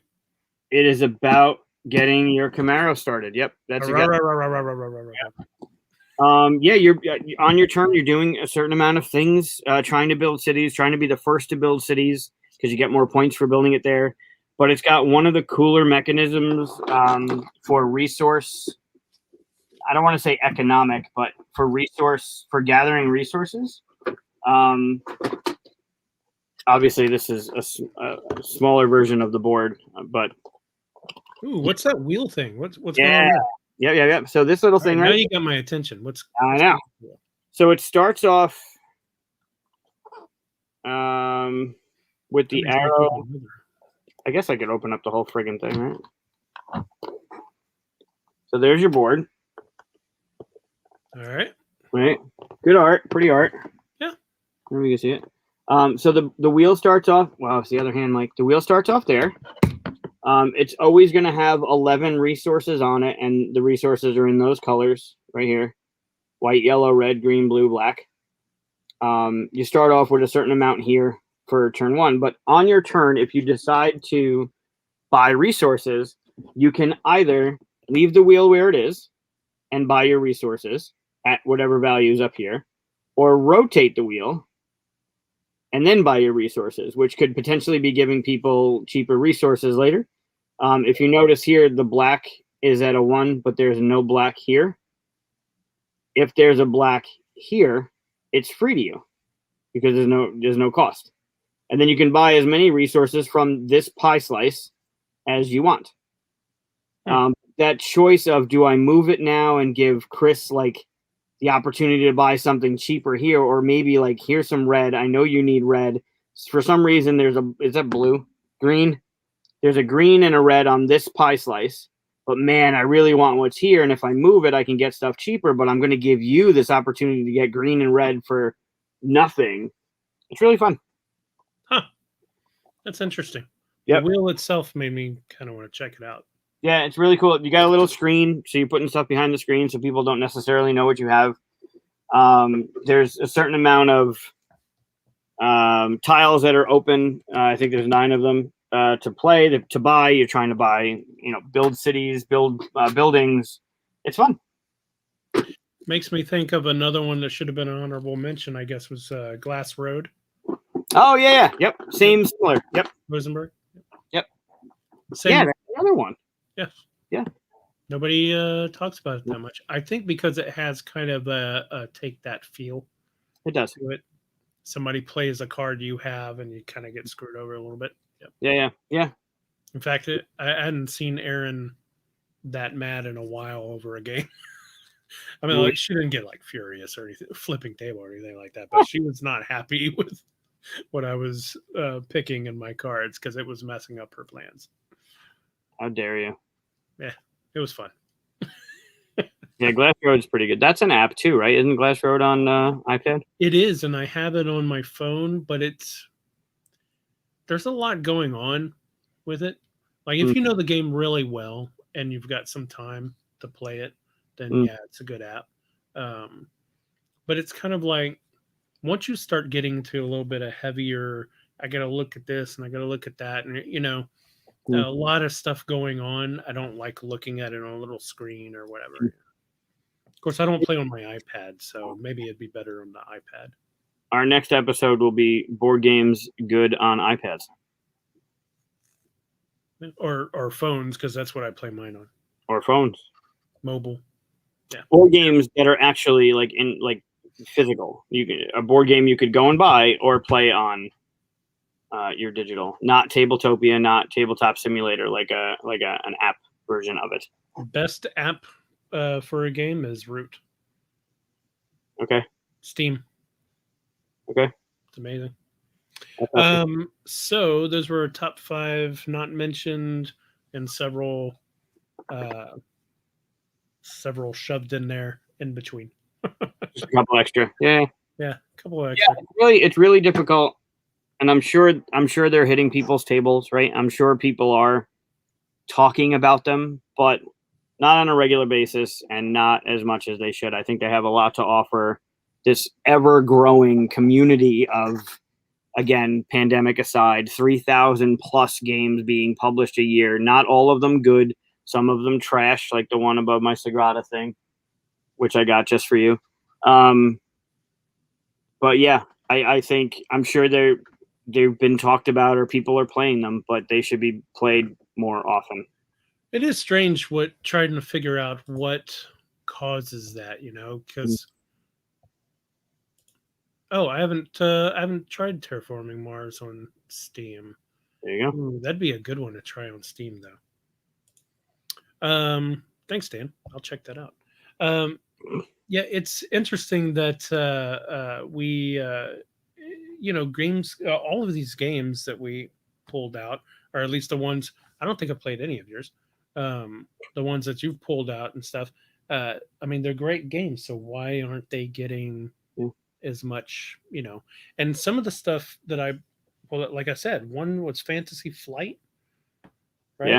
Another one, Space Cowboys. I mean, there's no excuse. You had a Z-Man game. Yeah. No excuse for them not to be talked about, right?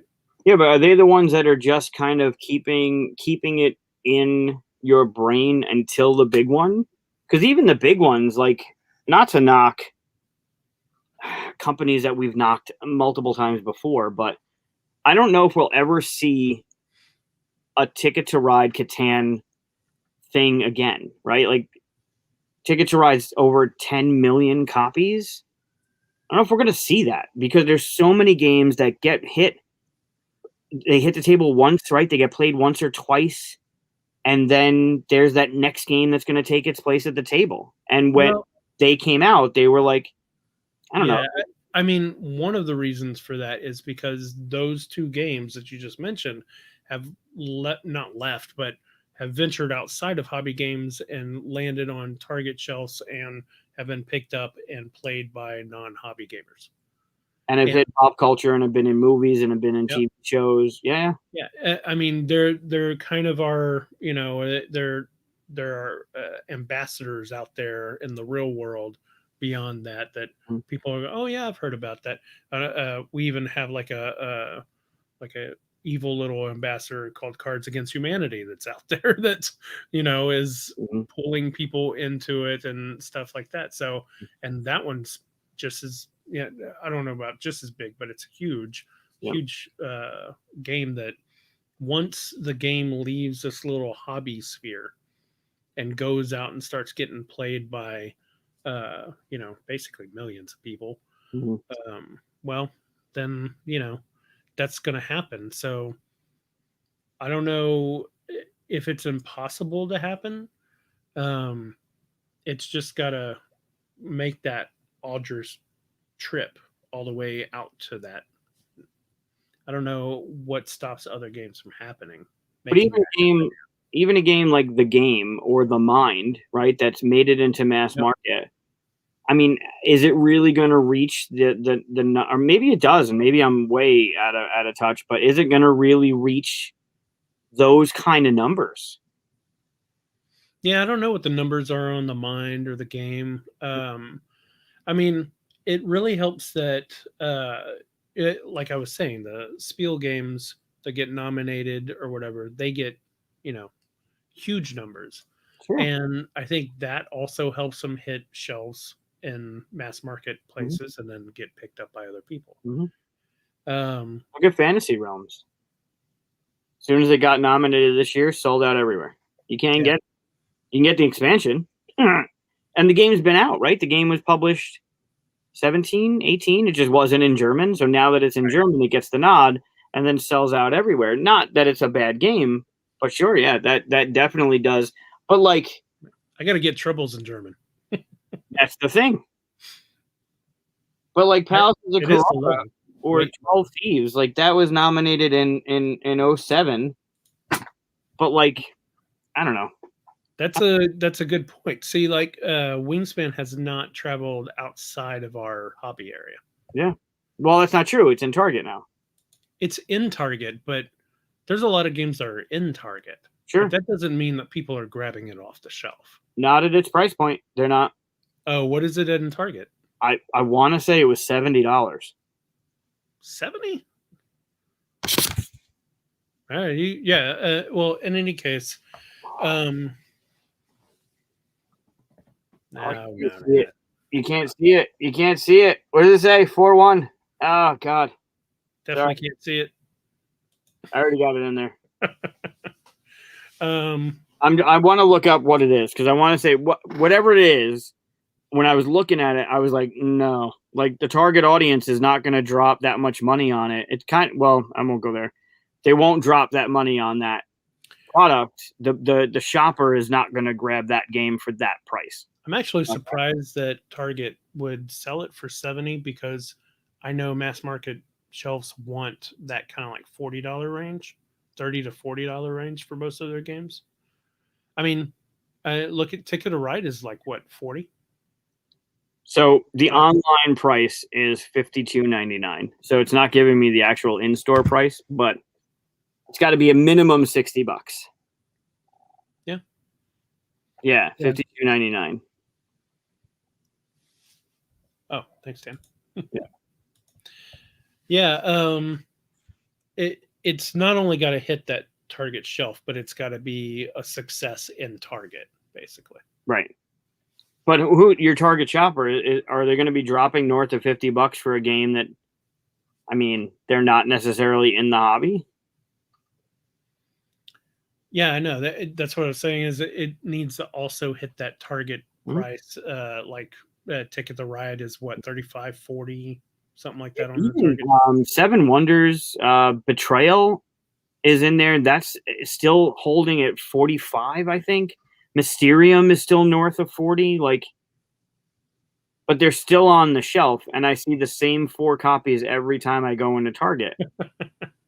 Yeah, it's really weird too, because it's trying to get into the Muggle mind of people who are not in the hobby game.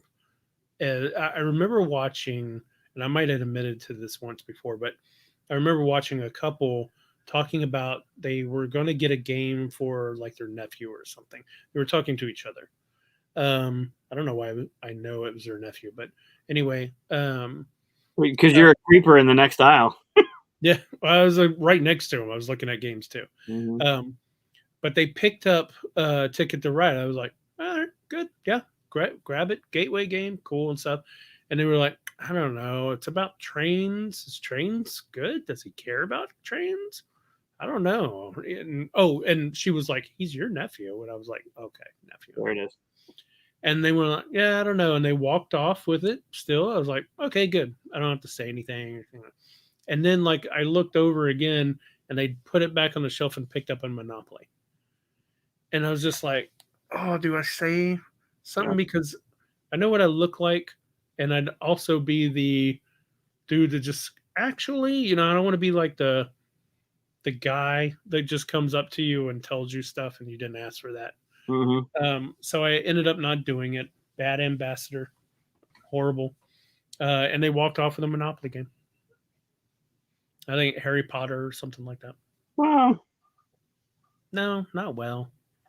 They could have introduced a person to the new hobby. Whoever that nephew was. Maybe the nephew isn't ready for Ticket to Ride. Maybe the nephew needs a little hook into a roll and move that's Harry Potter themed. Everybody's played Monopoly, or at least everybody knows Monopoly. Sure. Nobody needs to play Monopoly again to get hooked into the hobby game. True. Although I saw the new version of Monopoly Builder. That one looks great. It's trash. That's what I hear anyway. Yeah, it's tricky. It's tricky. I mean, it just popped the song into my head. Target's starting to hit hard with getting the end caps and getting the new games and starting to like get some good stuff, right? And now that's even going to get cluttered. So if people start going to Target to look at like what should I get, and they're going to start popping Wingspan out at $60. I mean, I don't know what that's going to do to reach that $1 million level. If it's already saturated the market where that needs to now start getting outside the hobby market and getting into those types of games, it's going to be tough, man. Like Marvel United would do it.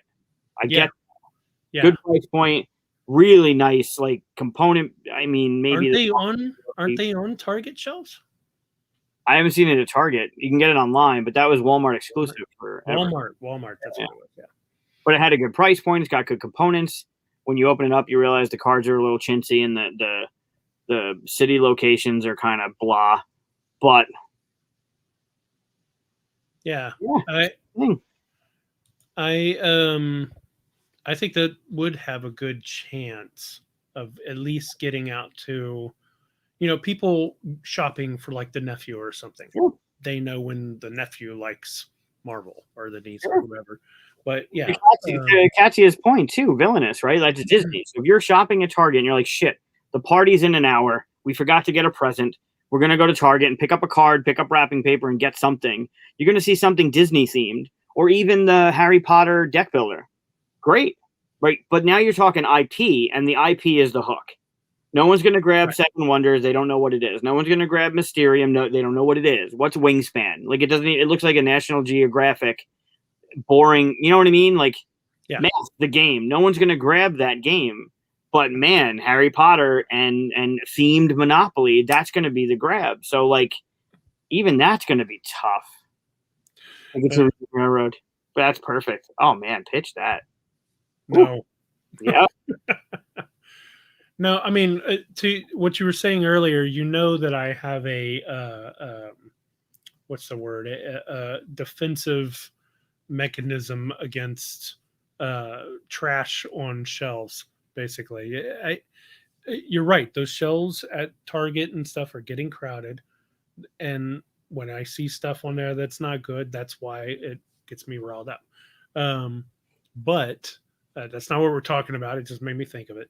But yeah, I mean, like the games that are going to do well, you're right, are now IP because they're actually starting to make good IP games. Sure. I don't think people outside of the board game hobby area, the muggles, basically, I don't think they know that yet. I mean, how many times do you get, a Big Bang Theory trivia game and they play it and go, oh, that's cute, and they put it on a shelf, they never play it again and stuff. If they see a Harry Potter game, if they see a Villainous even game, they probably just think it's for kids. The same level of whatever that IP is for, they probably just kind of think that they might get it for their niece or nephew and then whatever, and maybe it hooks in or not, but that means whoever that kid is, they can start asking for more. And it's just a lot slower than, I guess, back in the day whenever there was maybe 6 games on that shelf and Ticket to Ride was one of them. Right. I don't know. Right. It's hard to say. I mean, maybe we're not having one single game sell millions, but we're having 100 games sell millions altogether. Possibly, yeah. And that's better. Yeah. Honestly. Yeah. Instead of pulling in all kinds of different people. Sure. Yeah, absolutely. So, we're going to take a hard right, maybe in our next topic here, and talk about that WandaVision Ending Change. Oh, yeah. Yep. You're the one who just told me about it like a few hours before the show. Yeah. I thought it was interesting. So, well, if you don't know, because I just found out about it, but yeah. So apparently Disney has updated the last scene, the end credit scene of WandaVision. The second end scene. There's 2. That's right. Yeah, the very end one. In fact, if you haven't watched WandaVision yet, wait till the little banner down here goes away. You can mute us or go past this if I put timestamps on this one or not, but because spoilers. Yep. Because spoilers. I was watching something and they said up until the point where Iron Man dies. And I'm like, wow, didn't even like spoiler, like something's coming. I was like, holy shit, man, just threw it right. So I guess, I mean, at this point, you've seen it. Maybe not. I don't know. I mean, just a little sidestep into the, it's been out for la. Sometimes there's 12-year-olds who haven't had 20 years to see Sixth Sense or something, Oh, look at me. I just got through Clone Wars. I'm just getting through Rebels, and that's about 14, 15. So there's a lot of stuff. Yeah. There's a lot of stuff. It's a great time right now. Also, I mean, think about someone who's never seen any Star Wars, and maybe they would love it. But if you just sit here and spoil everything for them, then they never feel like they even want to watch it. Yep. And you just lost another fan. You're not a great ambassador if you're doing that. So it's like that schmuck that's like, oh, you'll never see the end coming. What? Oh, I hate that. Yep. That is such a spoiler. Yeah. When people go, oh, this isn't a spoiler, I go, stop it. It is. What you're about to say is a spoiler. No, it's fine. Someone we both know does that a lot. I yell at them every time I'm on their show. Mhm. Oh yeah, but Mhm. I should. Yeah, I love it. I'm not going to spoil anything for you, but man, wait! Tell me what you think of the ending. It's like, Yeah, ah, you won't see it coming, or oh, I saw it coming. Let's see if you see when it comes, especially yeah, all that stuff. I hate it. yep, drives me nuts. So yeah, spoilers, which we already announced. So Yeah, yeah. Yeah. I mean, that's true, and not to mention, like I have painstakingly gone through my Google News feed and gotten rid of everything that just starts not only spoiling things, but also spitting out just ideas or rumors or what if this person comes back or something like that. yeah, Because I don't even want to think about that. yeah, Because if they do, I'll just be mad that it popped into my head because I want to sit there and experience this for the first time without any influence outside of what I'm watching. right, And right. if I'm influenced by anything else, that's a spoiler. Yeah, I think to Dan's point, some of them do it just to generate more buzz for the stuff. Yeah. But I mean, it's Marvel. You don't have to generate anything. Just do a black screen and go Avengers 5 or whatever, and I'm there. Every one of us is there. Yep. You don't have to show us who's there. You don't Yeah. have to even put audio on it. Yeah, yeah. I'm there day one, popcorn in hand. But there is something to the spoilers though in the fan theories, because I was watching something earlier and they were talking about, and this is, I guess, talking more about Loki than WandaVision, but they kind of talked about a character in the comic books named Sylvie, who's an enchantress. And here we are in Loki with this character who's definitely enchanting people, whose name is Sylvie, but it's a Loki. So like, and they've done it right with Thanos courting death in the comics, but Thanos, like all of that, they're picking and like Star Wars and Legend and Star Wars and canon, they can pick and choose what they want. But to come across someone's theory on something I didn't even know existed is kind of cool, because now that's bringing me up to what they know, right?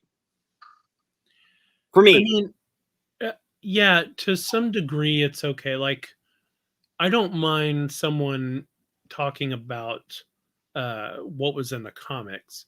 I just want them to go, spoilers. This is what the comic books say. I don't know if this is going to be the show. right. Cool. I can skip that. And then later on, I'll come back and want to hear what the comics say and stuff like that, right? Sure. Just know that it's also a spoiler. Even if you're not sure if it's a spoiler, I don't want to know that. So Yeah, basically, if you are affecting the way I'm going to experience something, it's a spoil. Okay. I want to experience it like you will. So. I don't know who that is. Scarlett Johansson. Oh, okay. I'm looking at. There was no capital. It just looked like a one word.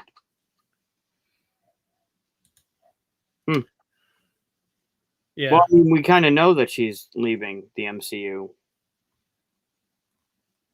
Or did. Yeah. Well, yes and no. I mean, you never know when there's going to be surprise appearances and stuff, Yeah. Or other timelines that are opening up, different characters, returns, like multiverse. Sure. But I mean, that's Marvel, right? So that's the same. It's comics. It's kind of like just a giant soap opera. Like, oh, Victor's dead. Oh, Victor's back alive again. Like, it's just gonna happen. So anyway, we totally digressed about spoilers. Little rant on spoilers every time I start talking about it. Yep. So yeah, WandaVision. Yeah. So you told me about it. Mm-hmm. Go ahead and describe, basically. Yeah.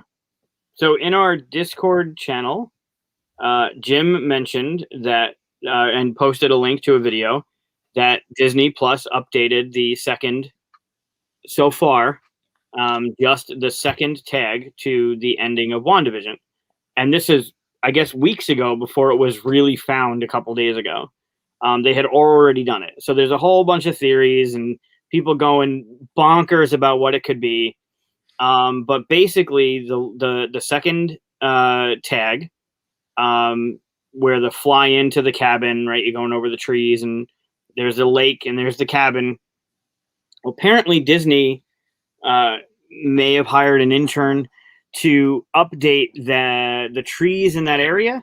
And you can go online and look at befores and after, but there's definitely an addition to the scenery, not only in the trees to the left when you're looking at the cabin as we fly in to the left, but directly next to the cabin, somebody put in more trees and gave some more color and added some Kyriakis. Yep. Good job, Donnie. Added trees, added some color, so in addition to this, there seems to be some sort of mirror or portal or blocked out, blurred something that seems to be traveling down the mountain. As we zoom into the cabin, there's this thing that's coming down the mountain. Upon further review, apparently someone didn't know what they were doing.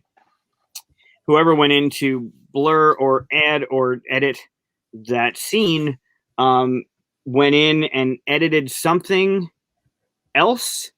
And I don't know if you'll be able to see it. Yeah, in the upper left, I'm pointing like I'm like, you know what's going on.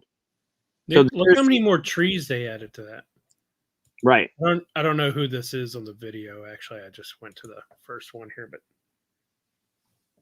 so back up. Can you even back up more?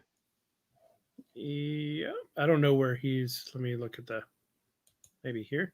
Oh no, he starts talking about what you're before the cold drink thing. Well, right? Also there they added the Doctor Strange theme, which wasn't in the end credits before either.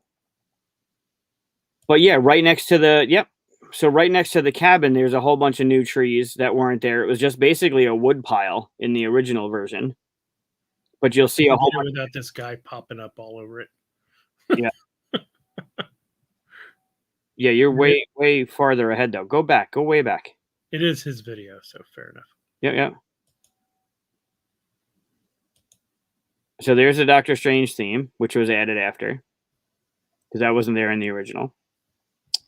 And then right here, if you look at, why is it? Oh, this is like an overview of what's going on. Wow, this is really good stuff. Look at the left of the cabin there. You can see there's a whole bunch more going on. Oh, I stopped it just in time to be useless. Yep. Yeah. It's kind of like the beginning of this video with your blurry face. That wasn't my fault, though. I'll get to that in a second. It's a really good video. Go watch it. Whoever it is, go watch this video. It was witty. It was clever. Yeah. But yeah, it's worth watching. We're doing a poor job of showing that. Very bad. So anyway, there's definitely an enhancement to the trees on the left. They removed some ducks that were in the water, which whatever. But there seems to be this thing that comes down basically from, if you're looking at the TV, it'll start here and it'll travel. This is awful to do. It'll travel down towards the cabin. But it appears as if when they were zoomed into the cabin, there was something they needed to clean up. And whoever the person was that was hired for it kind of left what turns out to be some sort of like watermark to the digital image. And if you hold your finger on the screen, like it starts where the monkey is. And even though the camera's zooming into the cabin, your finger will always remain on that thing. So it's kind of like a red herring. There's definitely something with the trees. That little thing is nothing. Yeah, I mean, basically they were masking out a little light at a certain point when you get close to the cabin because it was too bright. And I've done this before myself. I've caught it, thankfully, but it's a very easy thing to do. But they forgot to take it away early on, so the mask remains throughout the whole piece.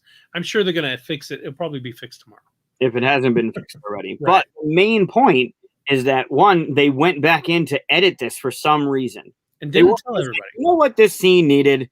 It needed no ducks and more trees. Like they're doing it for a reason. And so the theories start going, does it have to do with Loki and what's going on in Loki? Or is it something that now that they've wrapped up Doctor Strange 2, do they have to keep some kind of continuity between what they filmed and maybe going back to this cabin to do something? So. Yeah, I think it's a Doctor Strange thing. He goes to the cabin for some reason. There's some kind of interaction, and there's a lot of trees in that scene. And then they looked at this and went, oh, there's like 4 trees. Let's add more trees. I don't know why they took out the ducks. Like there's ducks, there's water birds in the water right before it, and then when you get to it, there's no ducks. Someone, I think it was the same video that I was just showing. I think he said that maybe there's like no life in that area or something, but that's just Well, so his theory was that she's probably created this world like she did in the town, and anything that enters there becomes something else or is just completely masked. Like the people that were the agents became the clowns for the circus. So as she created that bubble, it could be the same kind of hex that she created, and the ducks just don't have a role in it. that wasn't Tony's cabin, right? I don't think so, no. When I first saw it, I thought, "Oh, is she at Tony's cabin?" Because she would know Sure. Tony's cabin, sure. But Yeah, no, I don't think so. yeah, even if it was, she could just manufacture Tony's cabin. She could have been like, "That was a nice little place." Yeah, Sure. I have a breaking theory that I haven't put anywhere else. I'm going to announce it here first. spoilers. Yep. I think they had to eliminate the ducks because after episode 6 of Loki, we're going to get a tag, and it's going to be Mobius riding a jet ski on that lake, and the ducks would just be in the way. Somehow, I thought you were going to bring Howard the Duck into it. No. They No? should bring him in more. He should have his own movie. He definitely, well, he does. He should have his own new movie. Come on, that movie's great. It's so super weird. Not. Listen, I loved the movie as a kid. I watched it 100 times. Yep. Same. But I have not gone back to watch it because I want to keep my love of it as a kid. Yep. I think if I go back and watch it, I'm going to see what my parents saw and know how bad it was. Yeah, I can't imagine. I still have the vinyl. I still have the actual soundtrack on vinyl from that movie. Howard the Duck. Oh. Yep. Oh my god, it was great. Cleveland. Yeah. No. I loved the movie growing up. I have not gone back as an adult. We should do we should do a viewing party of it. Oh man, I'm worried. I'm fearful. I don't want to ruin my love of it as a kid. Sure. Yeah, so that's WandaVision, and them for some reason changing some scene. I wonder how many more scenes are going to come out that were altered. Because there's people that are going scene by scene trying to figure this out now that one happened. That means more could happen. But yeah, and it's not even that big a deal. It's just interesting that they did it and didn't tell anybody, because if you just go, hey, we altered a scene at the end, don't worry about it, they would just have a flood of people going, which is what you want. So why not bring that flood of people in? Yep. Just weird that they would just kind of quietly do it.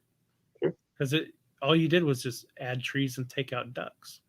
There was probably a Starbucks cup in the forest that they had to remove. And they learned all that from Yo. So anyway, yeah, that's just a weird little glitchy thing. Yeah. I mean, the glitch is, but not the trees. Like, why? Remove the ducks. That could be a thing too. I don't understand that. But like adding the trees to the left of the cabin, giving it more color, giving it that kind of white to it. There's a reason. I think it's just to match whatever scenery they filmed him going there or whatever happens there, right? Yeah. So another reason to tell people to watch the series before they start watching movies. There you go. So at least these lead into each other. We can start talking about Loki episodes, mostly episode 3, but we'll probably bring up 2 a little bit too. Well, you already did kind of talking about Sylvie, right? Right. So again, if you haven't seen these episodes, don't watch this part. This isn't going to be as entertaining as watching Loki. This is the segment you're looking for. Yeah. Question: how are you feeling about Loki so far? Like we're halfway through. Mm-hmm. By the time you were on episode 3 of WandaVision, your level of excitement for that series versus this series. Same thing for Winter Soldier and Falcon. About the same. they're different series, right? One's more action. One was, what the hell am I watching? And now there's this, which is action, but a little bit more mysterious and like I don't know, more of a puzzle to what's going on.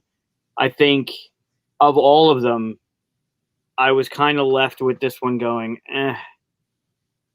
On this episode. Yeah, episode 3. I wasn't the same with WandaVision. I still had no idea what was going on, but it was set up that way, right? It was a television series. You were watching an episode of a show, and then the next week it was a decade later, and it was a different show, but it was still one show, and there was stuff going on, and you're looking for the Easter eggs, and you're looking for whatever, but this one was like episode 1 banging, episode 2 banging, episode 3 character development and kind of blah. Oops. That's my fault. None of it. Episode 3. Okay, so I'm going to disagree with you on episode 3. I loved episode 3. There were good parts, but like the scene at the end where they were running through the city and things were going on, like that was really well done, but I expect that from Marvel. There were just some moments where I was like, really, like building off 2 into 3, it just didn't, it fell a little flat for me. There were great moments, but it fell flat. The reason why I loved it was because, and I've complained about this before, where like bad series writers will do this thing where they go, we're going to keep this mystery. And now our character has found out the mystery, which is who is the other Loki, right? In episode 2. I thought they were going to extend it even longer, but to see who it was in episode 2, you're like, okay, cool. We're getting right into it. I was afraid that when episode 3 started, there'd be this long, like, okay, he's chasing her. She wouldn't even be in it. And you know how they delay that kind of stuff, and then they don't pay off in the end. This was, he immediately finds her. They start talking. They get to know each other. You get to learn a lot more stuff about her. Like, I immediately got the payoff of the reveal.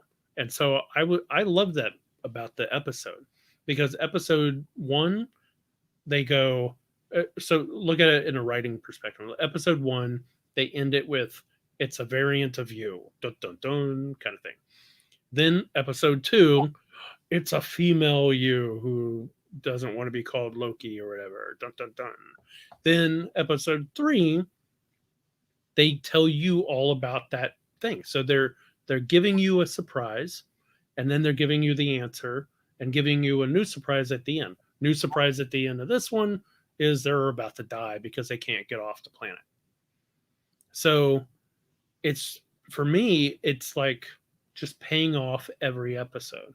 Every episode sets up the next one, answers the question. Sets up the next one, answers the question. It was just a longer answer. And the first one, the question was, who is the bad guy? It's you. And the second one, it was, here comes the bad guy. It's a female you. And the third one, the whole episode was the answer. Who was she? Where does she come from? What's she about? And you're still getting more questions from it, right? It's like, obviously she's not royalty from the way she treated him. Like, she would call him Prince with sarcasm kind of thing, or what's it like to be a prince kind of thing. So not royalty, she had to learn magic on her own. So not the same mother, a whole different kind of past for this Loki. Why does she hate being called Loki? And why does she already know that she's being called Loki? Like, it's not like her name's been Sylvie all her life. Some dude showed up and said, you're a Loki. Like, she was angry to be called Loki. So there's all this history and stuff that they hinted at. And it's like tasty little morsels of mystery all peppered throughout that whole episode. Yeah, I agree. I guess. Like as much. I'm wondering if the reason why you thought it fell flat is because episodes 1 and 2, the best part of those episodes is the camaraderie, the what's his name, Mobius, and Loki playing off of each other, and you didn't have that in 3. Wasn't even in there. Sure, I think my problem with it was, like, all of a sudden they're like it was predictable. Like, oh, now we're gonna have to work together to get to where we need to be, and like they forgot about like they wanted to kill each other. He was in her way. Now they're on this planet that's about to just cease to exist. They're stuck in this little container. She's trying to mind meld him. Like there's all these things that are just like I don't know. And I don't necessarily think that we know that much about her. Like nothing was really revealed for me. Like we still know she was adopted. We don't really know if she's a female variant of Loki. You mean like a daughter of Laufey kind of thing? Yeah, like I don't know if she's a Loki variant. Well, they say she is. They think she is. She even has the little horns. One's broken. Yeah. I mean, she could have gotten that from anybody. She could have stolen it from the TVA when she was younger. Yeah, I think the broken horn is a symbol for her entire past. That she was Loki, but something happened to break that. So I don't think that she's not a Loki. I just think that she's had some kind of crazy, and that's another thing is Loki's his little plans and stuff are always to gain power, right? One of the things that was great about episode 1 is Mobius saying, okay, you're king of Earth, then what? All right, you're king of this, king of space. Space is huge, and he's like, "How dare you mock me or mock me at your own peril, or whatever it was." He's like, "I'm not mocking you. I'm trying to tell you, like, your goal is not going to make you happy, kind of thing, right?" But her goal is not to take on, take the power. It's to destroy them. Like there's anger. It's like a Kill Bill kind of mode. Yeah. Kind of thing. And so that to me, on top of don't call me Loki, don't, tell me about your princely past or whatever with a little sarcasm. That tells me that, she's got this interesting, hard life that she lived, and I want to know more about it. Sure, but I mean, so there's just more questions, right? Less answers, more questions. We get a lot more on Loki as a person. We don't get much about her. And we're halfway through the series. Like it just seemed like this character development that was forced and predictable. Yeah, I just didn't feel it forced. I thought it was like I said, I felt like it was brought up and paid off, brought up and paid off. But like each step, I'm happy with the answer. It's not like Lost where they'd ask a question, never answer it, ask another question, never answer it, I feel like they're getting questions, paying off, but then a new question kind of thing, like or a deeper question kind of thing. Yeah. There were a couple in this one, right? Like, how are they going to get off the planet? Great. They're probably going to trigger some sort of something that's off the timeline. So the TVA has to come and realize, oh shit, that's where they are. We got to go save them, or we got to go deal with this. So they're going to do something to trigger that alarm to get off there. Otherwise, there is no getting off there. And then the other thing was the friggin' bomb she dropped about everyone there is a variant. Yeah. What? Yeah, that's a big deal. Yeah. Dan here, that is one thing that I wish wasn't out there, was the fact that we already know basically if Doctor Strange is dealing with the multiverse, that we know how this is going to end in this series, right? It's not going to be, yay, we saved the one timeline and everybody's happy. Right. We know something's going to happen. I agree with that. I wish I didn't know that. Yeah. But it's also not unpredictable.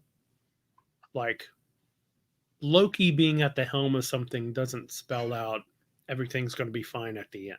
Oh, sure. Things change. He's a different character now.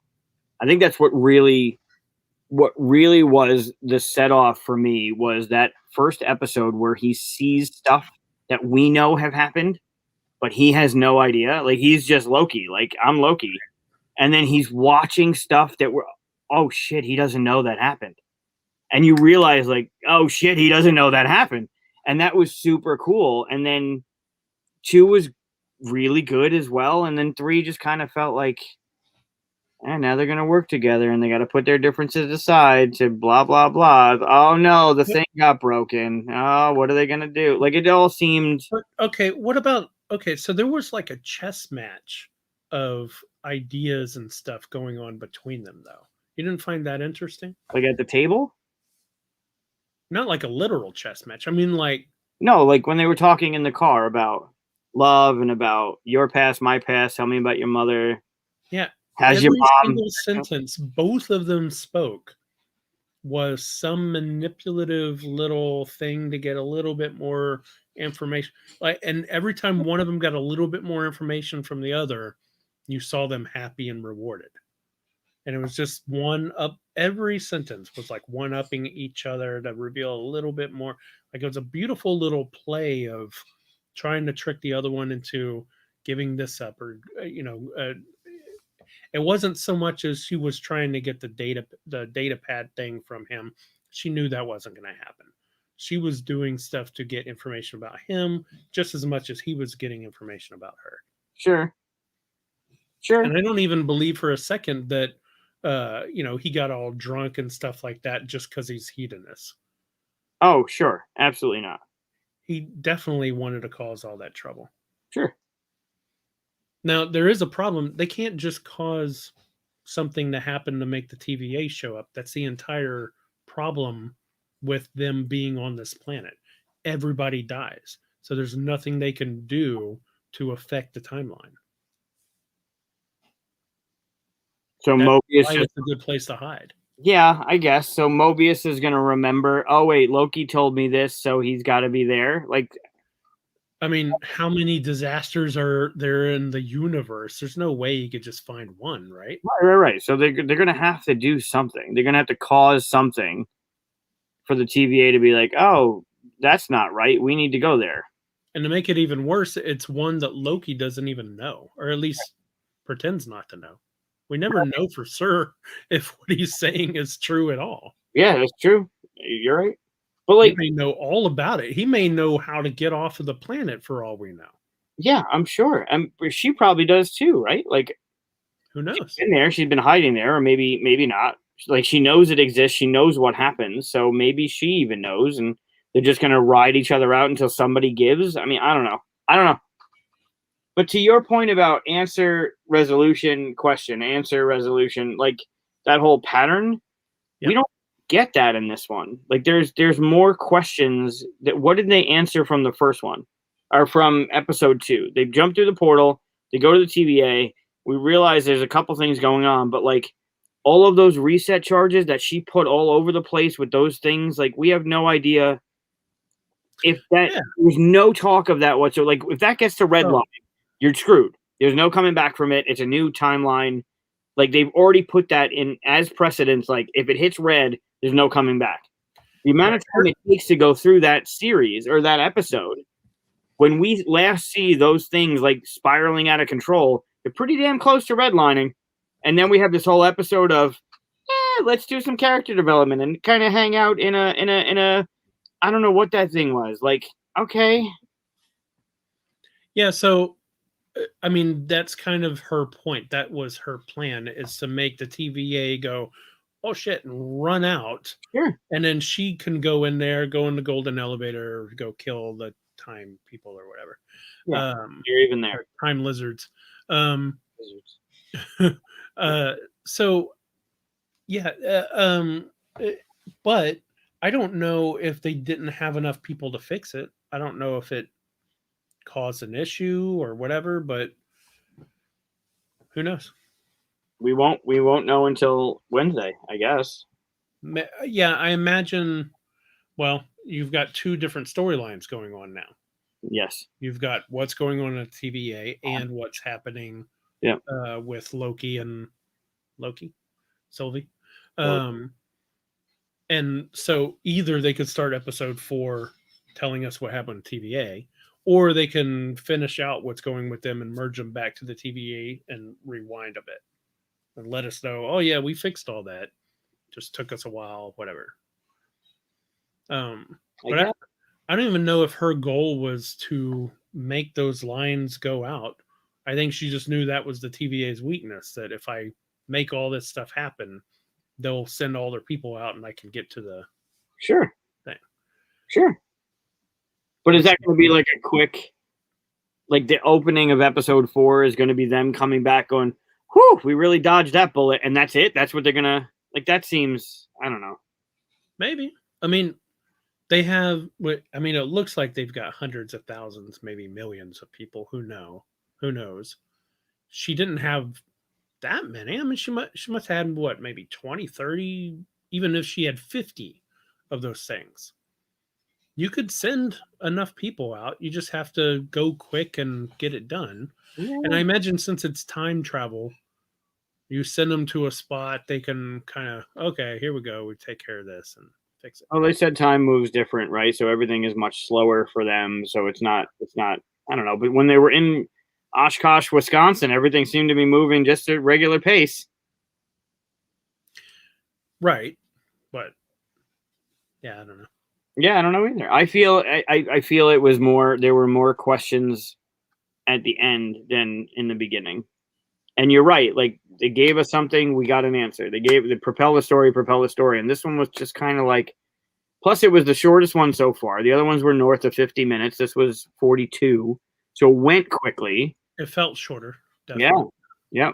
And it were really good parts. Like, I really liked the interaction between them, learning a little bit that we got. It just, some of it was just like, as soon as he was thrown out the window, I was like, the thing's broken. Like,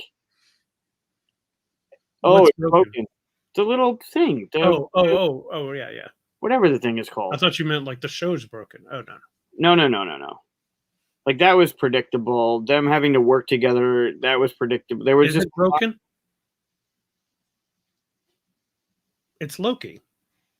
He's got his magic. He could just go, oops, and it looks broken, but it's not. I agree with you if the last 5 minutes of that episode doesn't happen. If they're not running through the city with things falling on them, the ship exploding. Well, maybe all his. Yeah. Do remember he's an Asgardian. I mean, they survived ships being blown up, apparently, with Thor bouncing around in space. But he also knows he's mortal. I mean, not mortal. He's not mortal. But he's dead. He knows he can die, but he knows it's like he's going to survive for a little bit. He's going to, whatever he's got planned, if he has something planned, because we have seen him in scenarios where he doesn't have a plan. But if he does have a plan, then he's going to wait till the last minute. He's got a reason for holding it off. He's trying to earn her trust, whatever it is. Okay. And the weird thing is why? Like, she was on her way to kill the space lizards, time lizards, whatever he calls them. And if they die, he might just be able to get out of there and be free and stuff. So what's his ultimate goal now? Well, he wants that power. Like, when he looked at that screen, he's like, so he bypasses the infinity gems. It's like, so that's the greatest power in the universe. So he wants that, and he knows that the lizards are in his way. Lizard, whatever it ends up being. That's what he wanted at that moment. Yeah. And then he went and saw himself die and all this stuff. Is it still what he wants? Because he changed in that moment a little bit. Yeah. I mean, you got to think if her ability or her whatever it was, her plan was to just go up there, kill him, and leave. Why wouldn't he just ride the elevator right after him and take on the power or whatever it is? Yeah. Well, he did propose the working together. Like, why don't we just work together? And it was like, you're in my way. I'm still. Yeah, and I believe it as much as she did. Sure. Loki can't work with other people. You know that. It's true. I mean, one of my favorite things that Mobius said was something like, we even know that you work well with people who are stronger than you until you get the upper hand, and then you turn it on them. Yeah. That's what you do. Yeah. So he's seeing her as a little bit stronger, or at least in a position of strength because she has this knowledge and more knowledge than he does. So if it comes out that it was a trick and the thing wasn't broken, or it comes out that this was, there's stuff from this episode that's like, I should have seen it. Great. Then that makes this episode even better.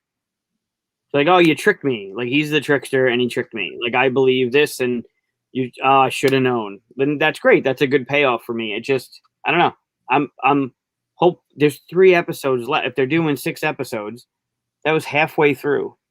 So now you're going to have episode 5 is going to be like the, oh God. And then 6 is going to be the resolution. Like all the, I don't know. I love it. yeah, Love it. It's been great. I hope that it's not. I hope that it's its own thing. Mhm. That it's not just a pre-setup for this whole multiverse thing.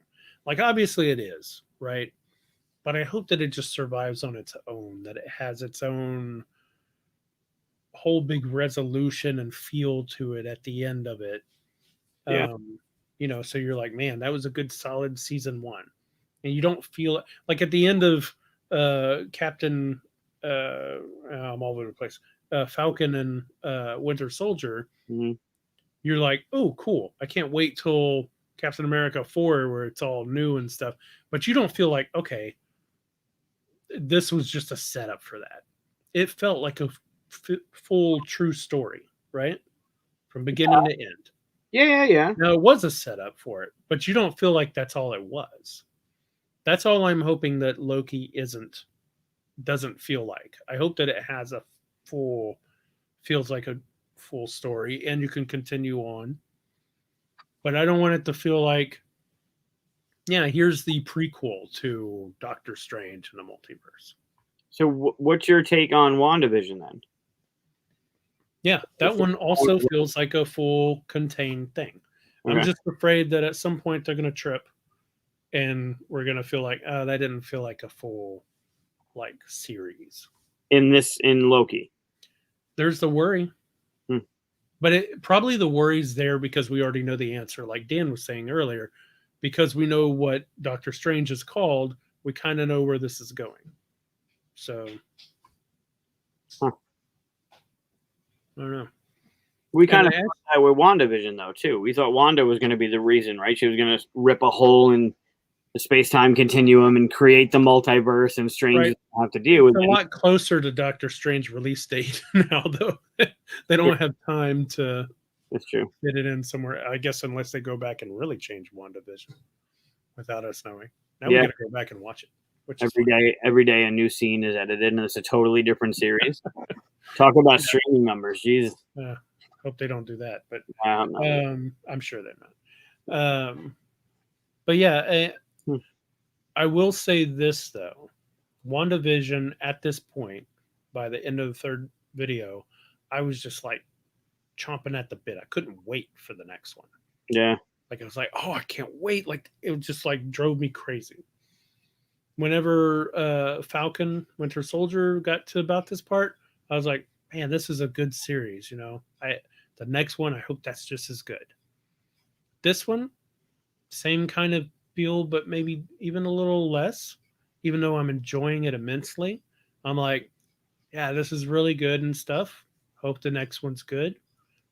But it doesn't have that same, I have to watch the next one like WandaVision did for me.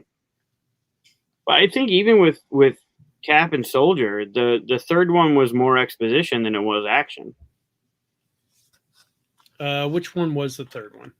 They really hooked you in the first one. Maybe the 2nd one was more like, oh, it's going to be that kind of series. Like, it didn't seem like it was going to be that epic Marvel movie that it ended up being in episodes 5 and 6, where they were really getting into it.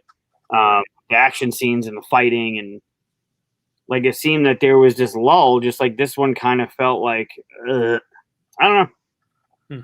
Again, if episode 4 brings it into perspective and be like here it was, you should have seen it. Like, shit, you're right, I should have seen it. Then great.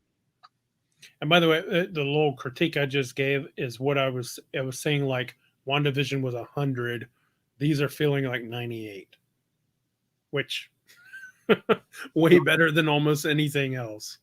So it's not really a critique as far as like I'm loving them. So yeah, they're really good. I love. I mean, it's great to see him back as Loki, right? Whether this is his transference over to a new character taking on the helm or not.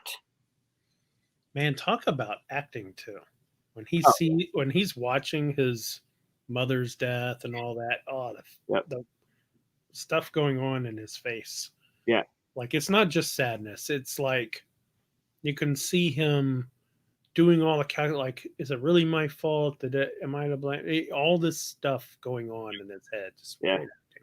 Yeah, everything about him. I mean, it's like trying to picture Robert Downey Jr. or Tony Stark as someone other than Robert Downey Jr. Like his mannerisms, his delivery, everything about him as that character is just, it sings, right? His little, his smirks, the way he looks, just everything about it. And then the writing, I mean, him throwing the goblet down, like everything about it, it's so good. And he does a great job. He does a great job singing. He's doing the whole thing is just. I laughed out loud when he said, "Oh, throw it down." Another. Yeah. Just like, another. Just like in Thor 1. Little fan service. That was great. Yeah. Yep. I mean, it totally makes sense, you know. Oh, sure. Yeah, he's a phenomenal actor. Yeah, and I guess, are you thinking that, like, this is his last Loki at the end of 6 or whatever? And if they have Loki again, they'll use Sylvie, maybe? I don't know. He's the executive producer of Loki. He's one of the executive producers, right? So why not take on the character, right, at that level to make sure that character gets the right, like, swan song? You know what I mean? Mm-hmm. Plus, I know you don't look into fan theories and shit like that, but it seems as if they're setting up this transference over to a new set of heroes, right? They did it with Cap already. That's done. They got to do it with Iron Man. I really hope they do the Ironheart series. That's great.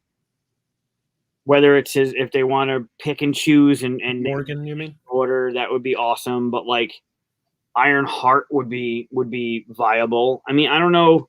I didn't see anything on the new Legends of the Ten Rings, but I saw something about Abomination is in there. So like, are they going to bring Hulk back in? Like, there's all this stuff going. It's such a great time to be a fan of this shit. Yeah. You can lose yourself in everything all day and still have no idea what they're planning. Yeah, I saw some old people talking on the TVs about, well, I say old people. Was it me? I saw Quentin Tarantino and Bill Maher talking about how movies are only superhero movies right now, and in a bad way. And I'm like, it's a shame. It's a shame that they're not getting out of it what we are, because it's not just yay superheroes. Like, there's some real deep level writing and character development in this stuff. Mm-hmm. And it's just this kind of snobbery that just are making it so that they're not getting to experience this awesomeness, right? Yeah, sure. I agree. Oh, no. You think they're going to bring Deadpool into it?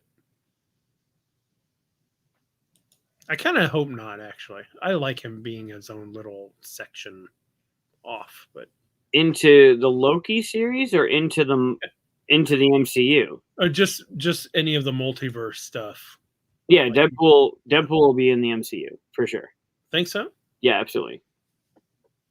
I don't know if it's with X-Men or if they end up doing an X-Force, or they'll do something and Deadpool will be in it. But it can't be the same Deadpool. Because the same Deadpool shouldn't know that Hugh Jackman played Wolverine. But he does in the movie, because, he does in the comics. So they did that, and that was fine, because it was it was outside the MCU. Yeah, but you bring that kind of thing into the MCU, it kind of corrupts it. No, because that's true to Deadpool's character. He always breaks the fourth wall. Right, he does, and that is fine as long as he's living in his own little world. I don't want the fourth wall to be broken in the MCU, is what I'm saying. It's inevitable. Plus, they know that, like, he would know that Hugh Jackman was Wolverine in the movies. Right. I'm saying, I'm totally fine with him knowing that in his movie, because that's his own little universe. If he breaks the fourth wall in that universe, he could do whatever he wants in that universe. It's cool.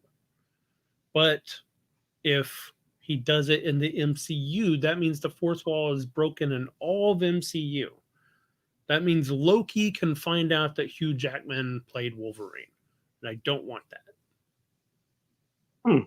Okay. Because if he has knowledge, then that means that knowledge could be found out. All right. I love it for the character in his universe. It's perfect. But I don't like it in the MCU. Okay.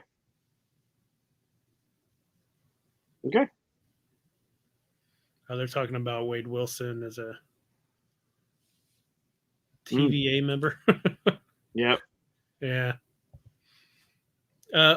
Speaking of just other stuff, you saw Agent Carter, the whole series, right? No. Oh, you should. Did you see the Agents of S.H.I.E.L.D. series? Yeah. Okay.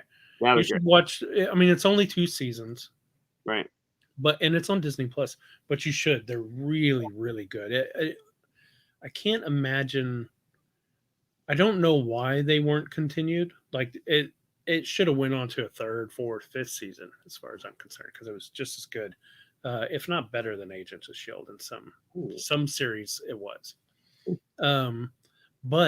and you'll appreciate some of the Peggy Carter stuff in Endgame more as well. You mean Sharon? Huh?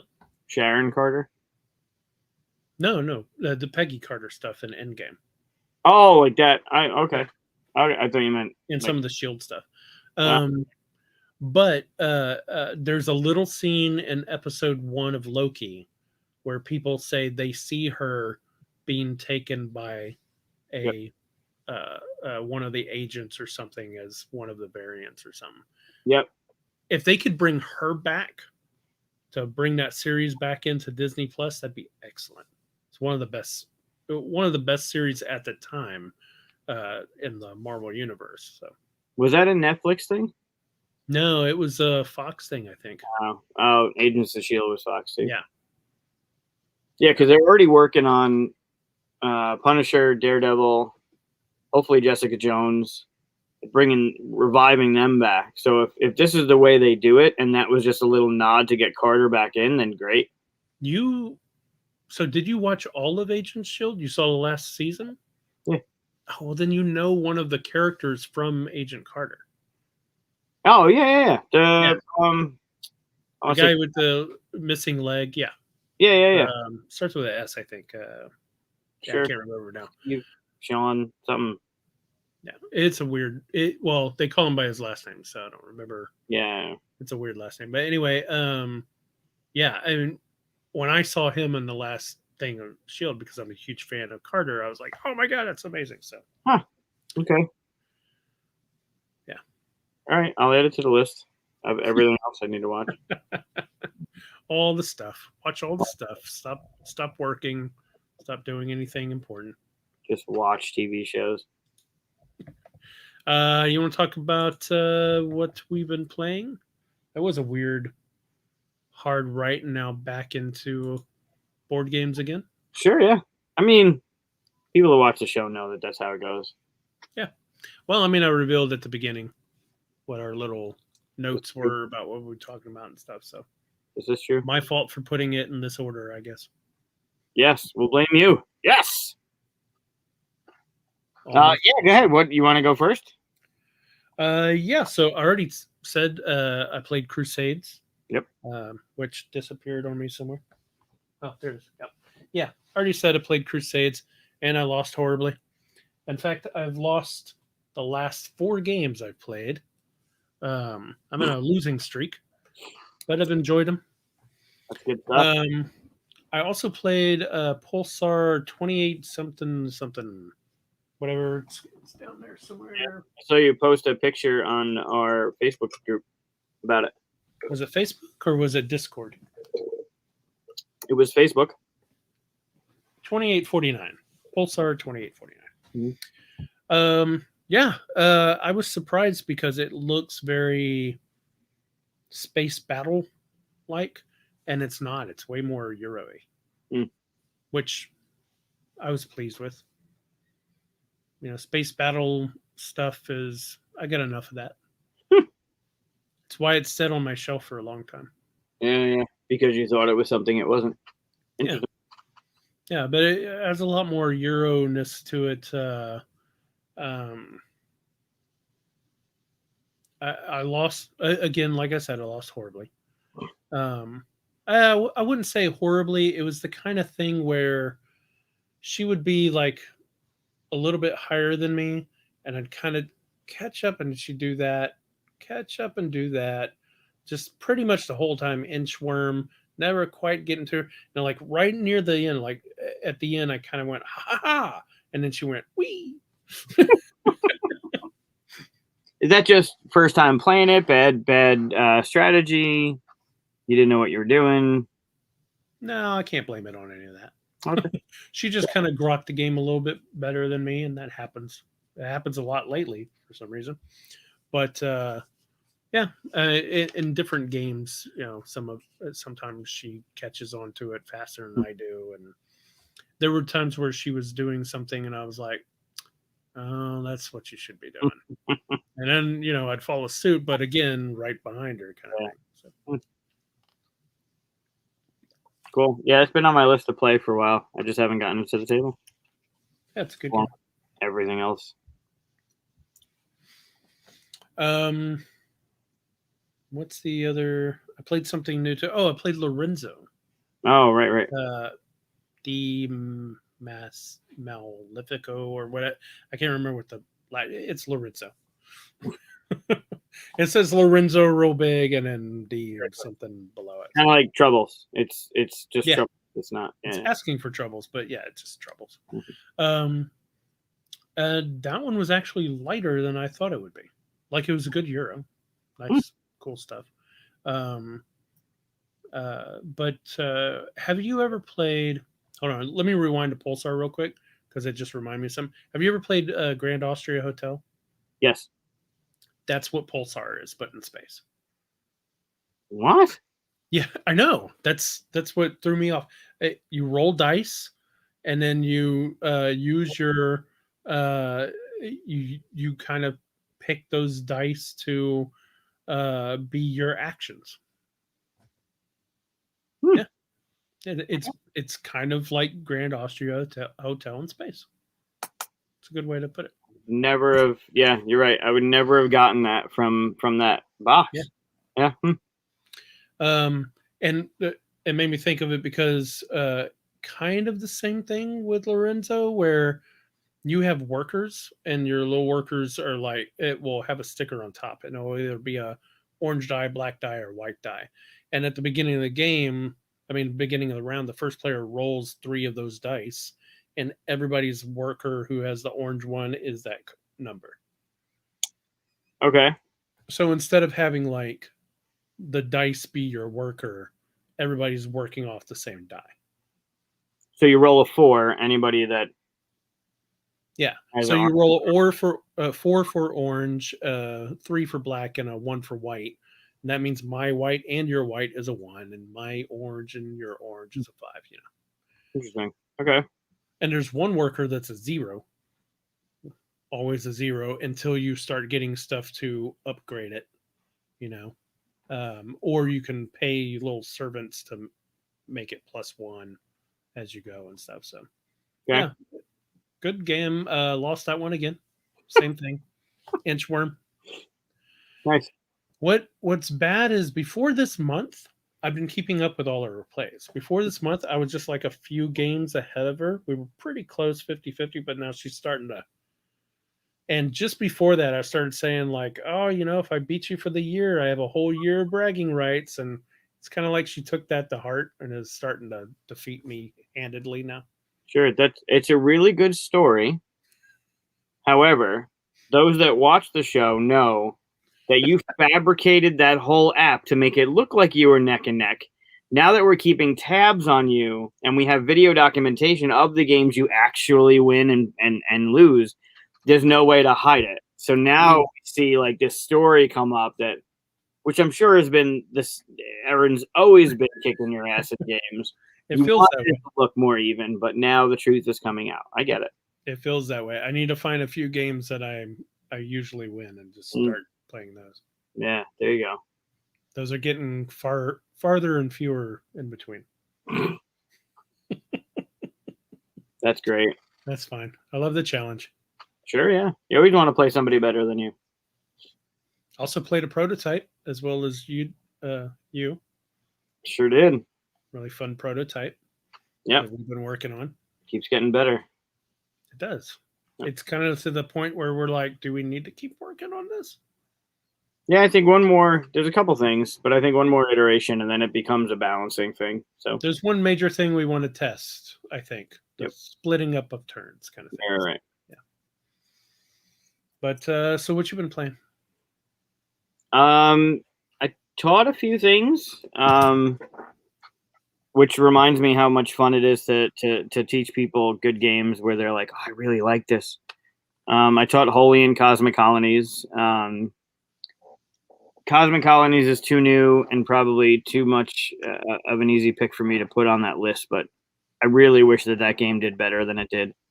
You told me about it before. Describe it real quick. Yeah, it's so you're building. You're building on asteroids. Everybody's got a player board, and it's a different makeup of an asteroid. And there's 4 different terrain on there. One that's blue, one's that purple, one's that's orange and dirt. And on your turn, you're doing one of 2 actions. You're building these If you build, you're taking polyominoes that cost resources to build them on your asteroid to cover up different terrain. At the end of the game, you score points based on how much of the different terrain you can see. So the more you cover up, the more points you get. So it's a polyomino. I don't want to say it's a polyomino game where you're taking the polyominoes and putting them on your asteroid. But the crux of the game, you have 4 cards, and on your turn, everybody plays one face down, and you flip it over, and then in initiative order, each card has an initiative. In initiative order, you perform an action. Either you carry resources back, or you build a building. And then when everyone does that one card, you play another one face down. And when everyone's done, you flip that over. At the end of the round, you only play 8 rounds, so you're playing 16 cards. At the end of the round, the 2 cards you play get passed to the player on your left, and you're getting the cards from the player on your right, but you still have the 2 cards that you started with. So the player to your right are playing cards that you're going to get. So if you pay attention to what they have, you know what's in your hand, you know what you're getting, you know what you're giving up that could potentially come back around to you. The card play and the drafting is super fun and really elevates the puzzle of just collecting resources, spending resources to build polyominoes to cover terrain, because that's the puzzle. But playing the cards, I really need that thing. And if I don't play a low enough initiative, I might not get it because there's only 1 left, or there's 3 resources, and I need those resources in order to build the thing I need because there's a set collection to it. Like, it's really, I don't know. It's a Scott Alms game. I know Scott Alms does a lot of the tiny epics, and those do really well. But it really is a good game. It's super fun. Cool. Was it a Kickstarter? It was on Kickstarter. Yep. Yeah, I never saw it. Just after QSCon 2019, Ben was still rocking the prototype at QSCon, and then it went live that next Tuesday. So QSCon ended Sunday. It went on Kickstarter that Sunday, or that Tuesday. As much time as I spend on Kickstarter, I'm amazed every time something slips past me. Sure, yeah. That was it slipped past a few people, unfortunately. I played a brand new game, Crash Octopus. by Itten, Itten games. Good chunky wooden bits. It's a dexterity game. There's a half a dome that represents the octopus. Did I bring it down with me? Are you sure you're not in the multiverse as well? Like you're in a different universe and you have games that I don't have? I've never heard of that one. Oh, okay. I've seen that one. I didn't. Yep. I didn't play my copy, obviously, because I didn't remember the name. Yeah, I totally remember this. I almost got it just for the bits. Yep. Yep. Yeah, so the flag, nope, other side, Mike. This flag right here, it's like a hard paper on the end of a stick. Your objective is to collect 5 resources. If you collect 5 resources and you end the round with them still on your boat, you win. But yeah, I played it with Dan. It's got a really cool. So see these beads on this rope right here. Yeah. So the rope represents the ocean. If anything goes outside the rope, it's out of bounds, kind of thing. But every time you collect a resource, a treasure onto your ship, like you literally will put it onto your ship. You're trying to knock this to touch your ship. If it touches your ship, you get to put it on your ship. But you're knocking this towards your ship with this flag. So you're flicking it with the flag. You can't flick the thing that's closest to your ship. But every time you collect a treasure, this crab moves 1 bead up. And every time it moves over a black bead, everybody gets this die that they can drop onto this dome to try and hit your ship to knock shit off it. It's fun. It was fun. It's quick, easy to learn. The box looks smaller than I thought it would be, though. Yeah, it's tiny. Does that mean the little pieces are small? No. I mean, the tentacle. Everything's relative, I guess. They're not too small. You gonna open it up? I will open my just for you, Chris. Just for you and our viewers. But yeah, it was fun. I mean, you're in it. There's 3 mini expansions in the box. There's a pirate expansion in the box. It was a Kickstarter as well. Yeah, I remember the Kickstarter. I actually paid attention this time. The only reason why I didn't get it is because I don't do a lot of dexterity games. It does seem kind of fun, though. Kind of wish I'd gotten it now that I see the... let me see the pieces. Yeah, no, I wish I had gotten it. They just look fun. I mean, they're wood, too. Like, they're like... They're quality. But yeah, it was kind of cool that they had this. This represented the ocean, and those beads, like every time you collected something, the bead, you'd move the crab, and if it was a blue bead, you're fine. But if it's a black bead, everyone gets like to kind of bounce a die off here. Oh, and then the die, it comes up pink circle or black. That's what she said. If it comes up pink and you don't knock anything off somebody's ship, you get to move the octopus's head to where the die ends up. And if it comes up black and you don't do anything, you get to move the tentacles around. So like the board kind of changes as well. It's cool. It was not surprisingly. I mean, I thought it would be fun based on gameplay and stuff. But yeah. Yeah, I remember that.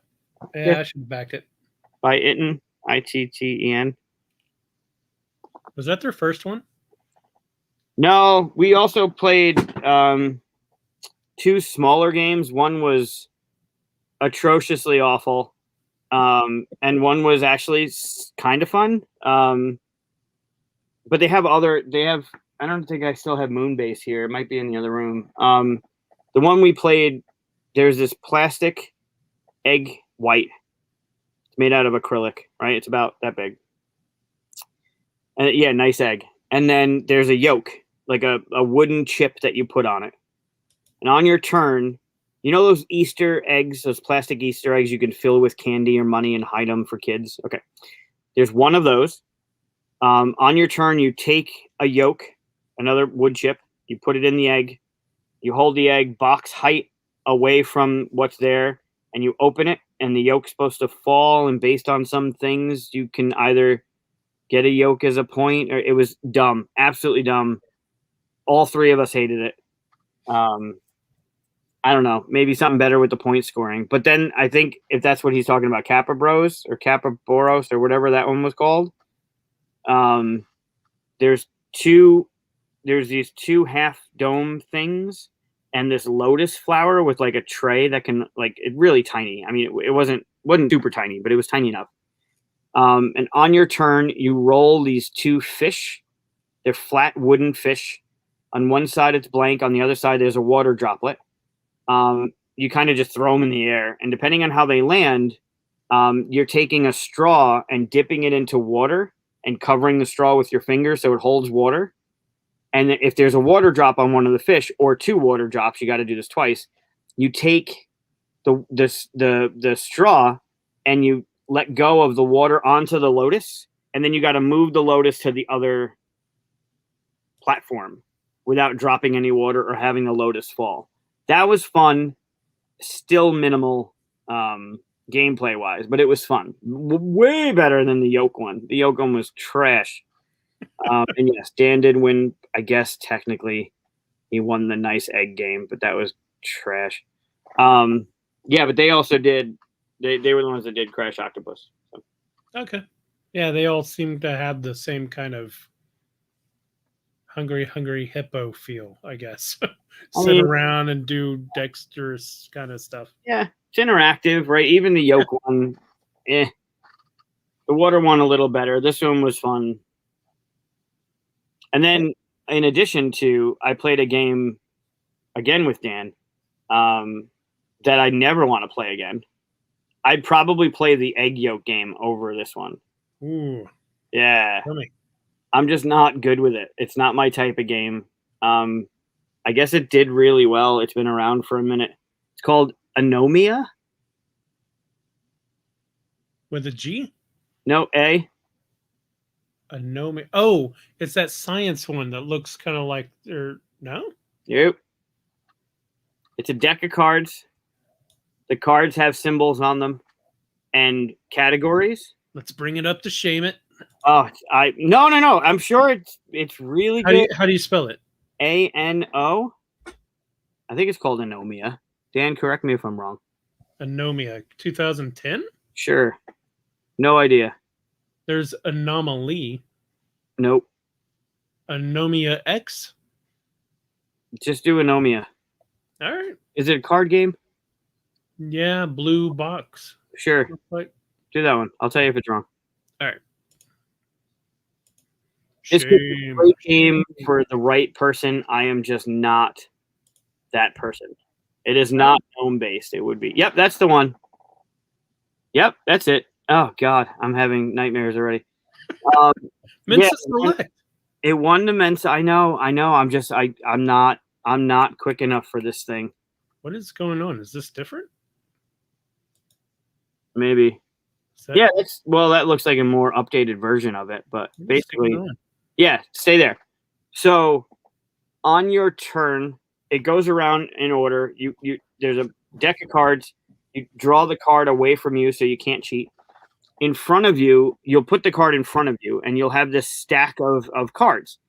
If on somebody's turn, they flip a card and it matches your symbol. So let's say you had the equal sign in front of you, and I flip. I don't even know what that says. Is that English? No. Oh, great. Okay. Is it supposed to be English? I mean, yes, it probably. No. That looks Russian. Unless you don't speak English. Yeah, I don't know what that is. That looks Russian. All right. Well, let's say you had the pink equal sign in front of you. Nope, that's not it. Well, I guess it's similar. God, how many editions do they have of this? Yeah, there's a lot of different versions of this. All right. So let's just say the pink equal sign is in front of you, and the pink equal sign says museum. On my turn, if I flip a card and I get a card that matches your symbol, we have to say something that's in the other person's category to get that card as a point. I played this.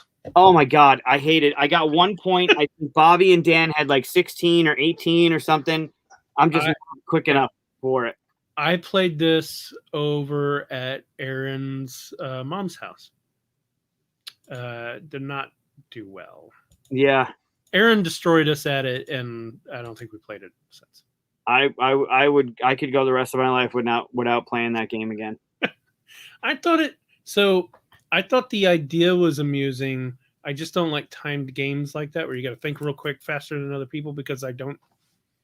I like to sit there and go, ooh, let me think of the cool things that I can come up with. And I'm not getting to have that fun because I'm like, what's the first thing that pops in my head? I don't like that stress. Right. So look up the definition of what anomia means. I don't need your commentary.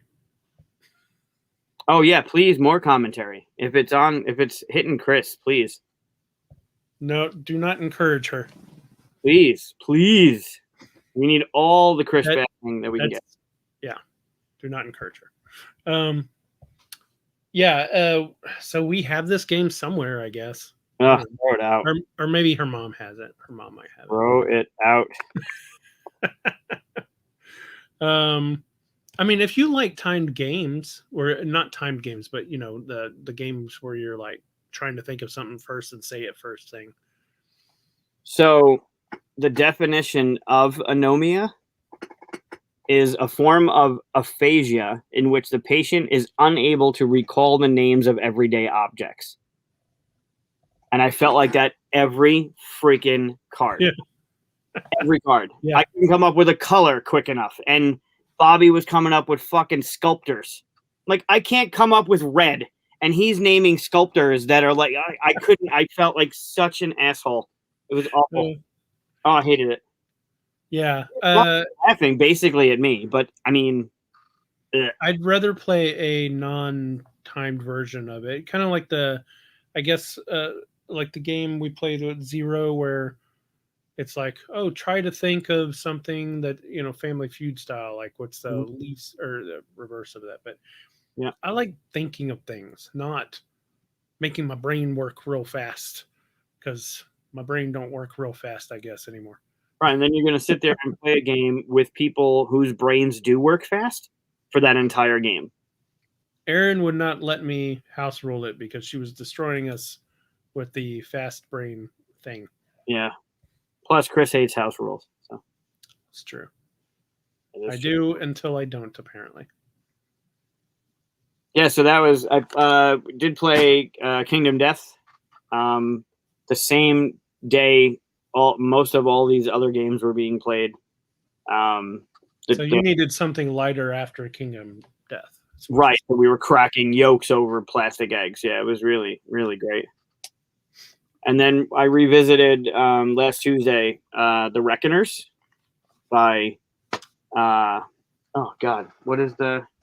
You told me about it. Yeah, it's based off of books and stuff, right? Yeah. Yep, Naboo Games. Really, the components, the quality is through the roof. It's game trays stuff. Everything about it is good. It's a co-op. It does kind of lend itself to somebody telling you what to do on your turn, right? This is the best thing we can do. This is what we need to do to find out like this information. Spend your dice this way kind of thing. But you can kind of. Yeah, that's actually why we haven't played Sleeping Gods that much, just because I'm not thrilled at bringing it out, because it's really just, it's really a one-player game where more than one person can play kind of thing. Yeah. To wait. It's not a difficult game. The problem with Kingdom Death is it's all luck based, right? You're deciding where to go in order to perform your action, and then you're rolling a d10 or 2d10, and then hopefully it comes up with a hit, or you can hit if you get a success based on like what the hit points are for the like. It's not a complicated game. It's brutal. It slapped from turn one. It slaps you in the face, and it doesn't let up. But it's fun. I mean, you get to name your characters. You get to develop. It is. It's definitely entertaining with the right people. If you're playing with a good group of people that understand that they're just going to get punched in the face repeatedly, and there is nothing they can do about it. Your rolls are going to be horrible. Keith, we were playing during the pandemic, before the pandemic, came to this thing happened, and they're like, do you want to basically gamble? And Keith's like, yeah, screw it, I'll gamble. And he rolled a 1, which is just automatic fail.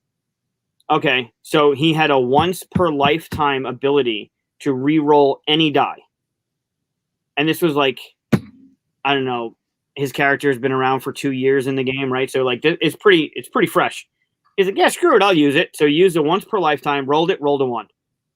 He died on the first one, and he's like, well, I need to do this because I'm gonna die. He's like, so I'll use it, and still rolled a 1, so killed his character. It's just a brutal game. Wow. But play with the right people. It's an interesting story. The lore is really cool. There's so much to it. I hate re-roll mechanisms.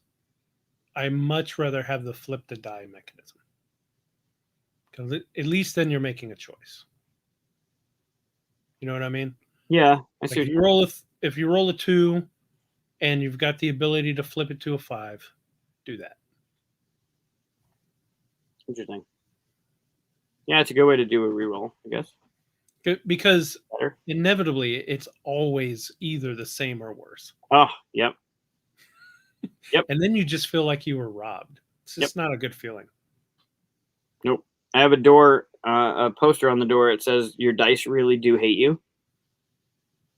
And it's got like a person and 2 dice.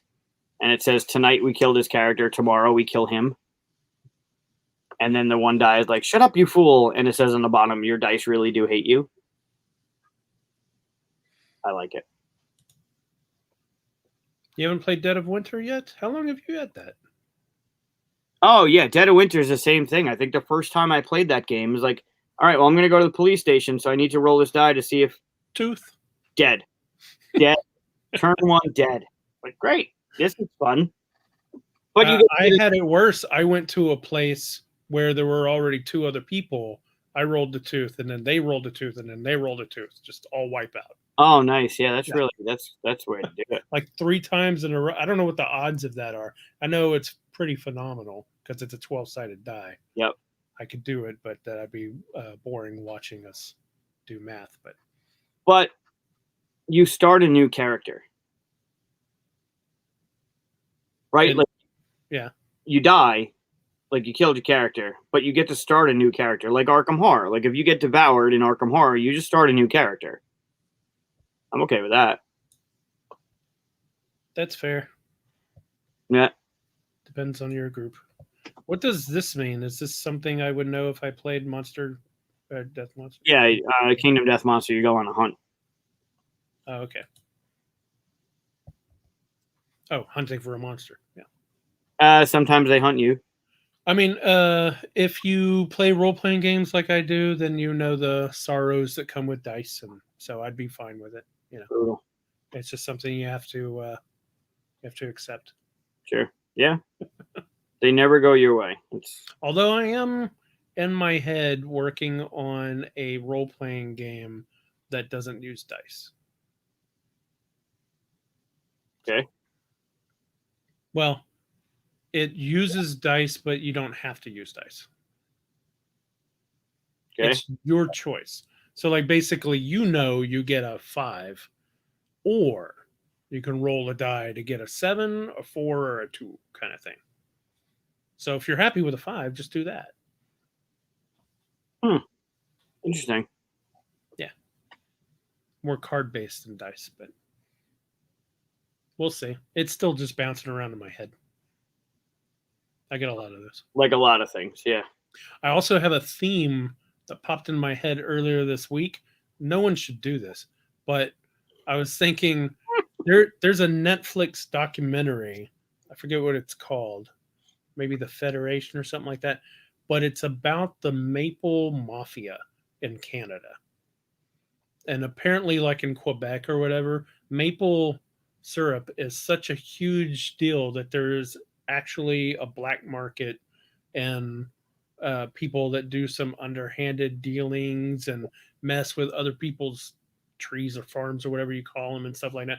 I thought there should be I just want it for the box. I want the box to be a white box with a red maple leaf and like blood dripping off the red maple leaf. Yeah, it's pretty good. Maple Mafia. probably wouldn't sell at all. No, probably not. Yeah. But yeah, that'll be our next game. Maple Mafia. Yeah, no one should make that game. No. If they do, I'm going to laugh heartily and back it or whatever it is. But yeah, so that's what we've been playing. Anything else you've been playing? No. I got stacks of stuff I want to play, but nothing else I played. That was it. All right. Well, you need to play more games because you have too many in plastic behind you. I don't know what you're talking about. Mm-hmm. What's in plastic behind me? I don't know. I'm just messing with you. I mean, Lance's game. You can't even see it. What is? It's over here. Are you oh. That's Lance's Daybreak expansion for that doesn't count. You've got 1 million games and you've played 5 of them. That's not true. 1, 2, 3, 4, 5, 6. I played 6. You played 6 of them. Just this week? Well, last week, but still. Okay, but you just had the open one that you had played because someone else had it. It just came from Kickstarter, and I played somebody else's copy. All right. I have way too many in Shrink. I agree. Well, that's a good question, actually. What is the top of your want to play list? Sanctum. Sanctum? CGE. Huh. I haven't seen that one. You have it right next to you? I do. In plastic? No. None of my games are in plastic. I don't want to hear it. I don't want to hear it. Sanctum. Oh, yeah. I remember that. Oh. I remember it in Kickstarter. Yeah. Is it a dungeon crawler? I mean, somebody explained it to me as being like the closest thing to Diablo. Oh, you got Vindication to play. I do. I do have Vindication to play. That was a fun text from you whenever you started asking about the insert. One of the worst inserts I've ever seen. It's still not the worst. No, I have to put the board under the insert. No, you don't. Yeah. Mm-mm. How are you getting away with not putting the board under it? Is it just sitting on top of all that stabby minis? None of the minis are. That's what I'm saying. Like, I think I got 3 in my box. I don't know how many there's supposed to be. There's some holes. I mean, yeah. But none of them are stabbing the board. And the board, the way it comes to the point, it goes right to the left or right of where the cards are. There's one where there's just like the sunburst kind of thing. Sticks all out like that. Have you seen that one? What? All right. We're gonna compare Vindication. Hold on. Should we do? No, we shouldn't do that on the show. People don't care about that. No, maybe 2 different versions. Maybe we'll do a review of that during the week or something. But oh yeah, that'd be good. Play Vindication tomorrow. We could do a review. Oh sure, yeah, I'll get right on that. Yes, I ordered the stabby version. Yeah, I don't know what the stabby version of the game is.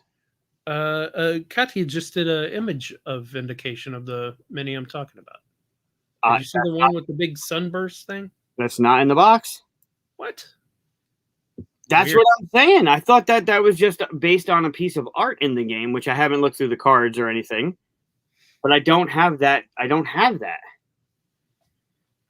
You can't call me Knife Boy. Batman knife. Batman knife. That's pretty cool. Oh, very nice. I like my second Batman knife. Oh, and I have it here because. Oh God! I have the last bit of helium left in my birthday balloon. Let's go ahead and remind everybody to like and subscribe, all that stuff. What should I say with the helium voice? It doesn't last long. You probably should tell everybody to like and subscribe. Okay. I can tell everybody to like and subscribe. After in the Batcave, that works. What was that? Join us on the Discord after in the Batcave. Oh yeah. All right. Discord. Yes. All right. Here we go. All right. Tough balloon.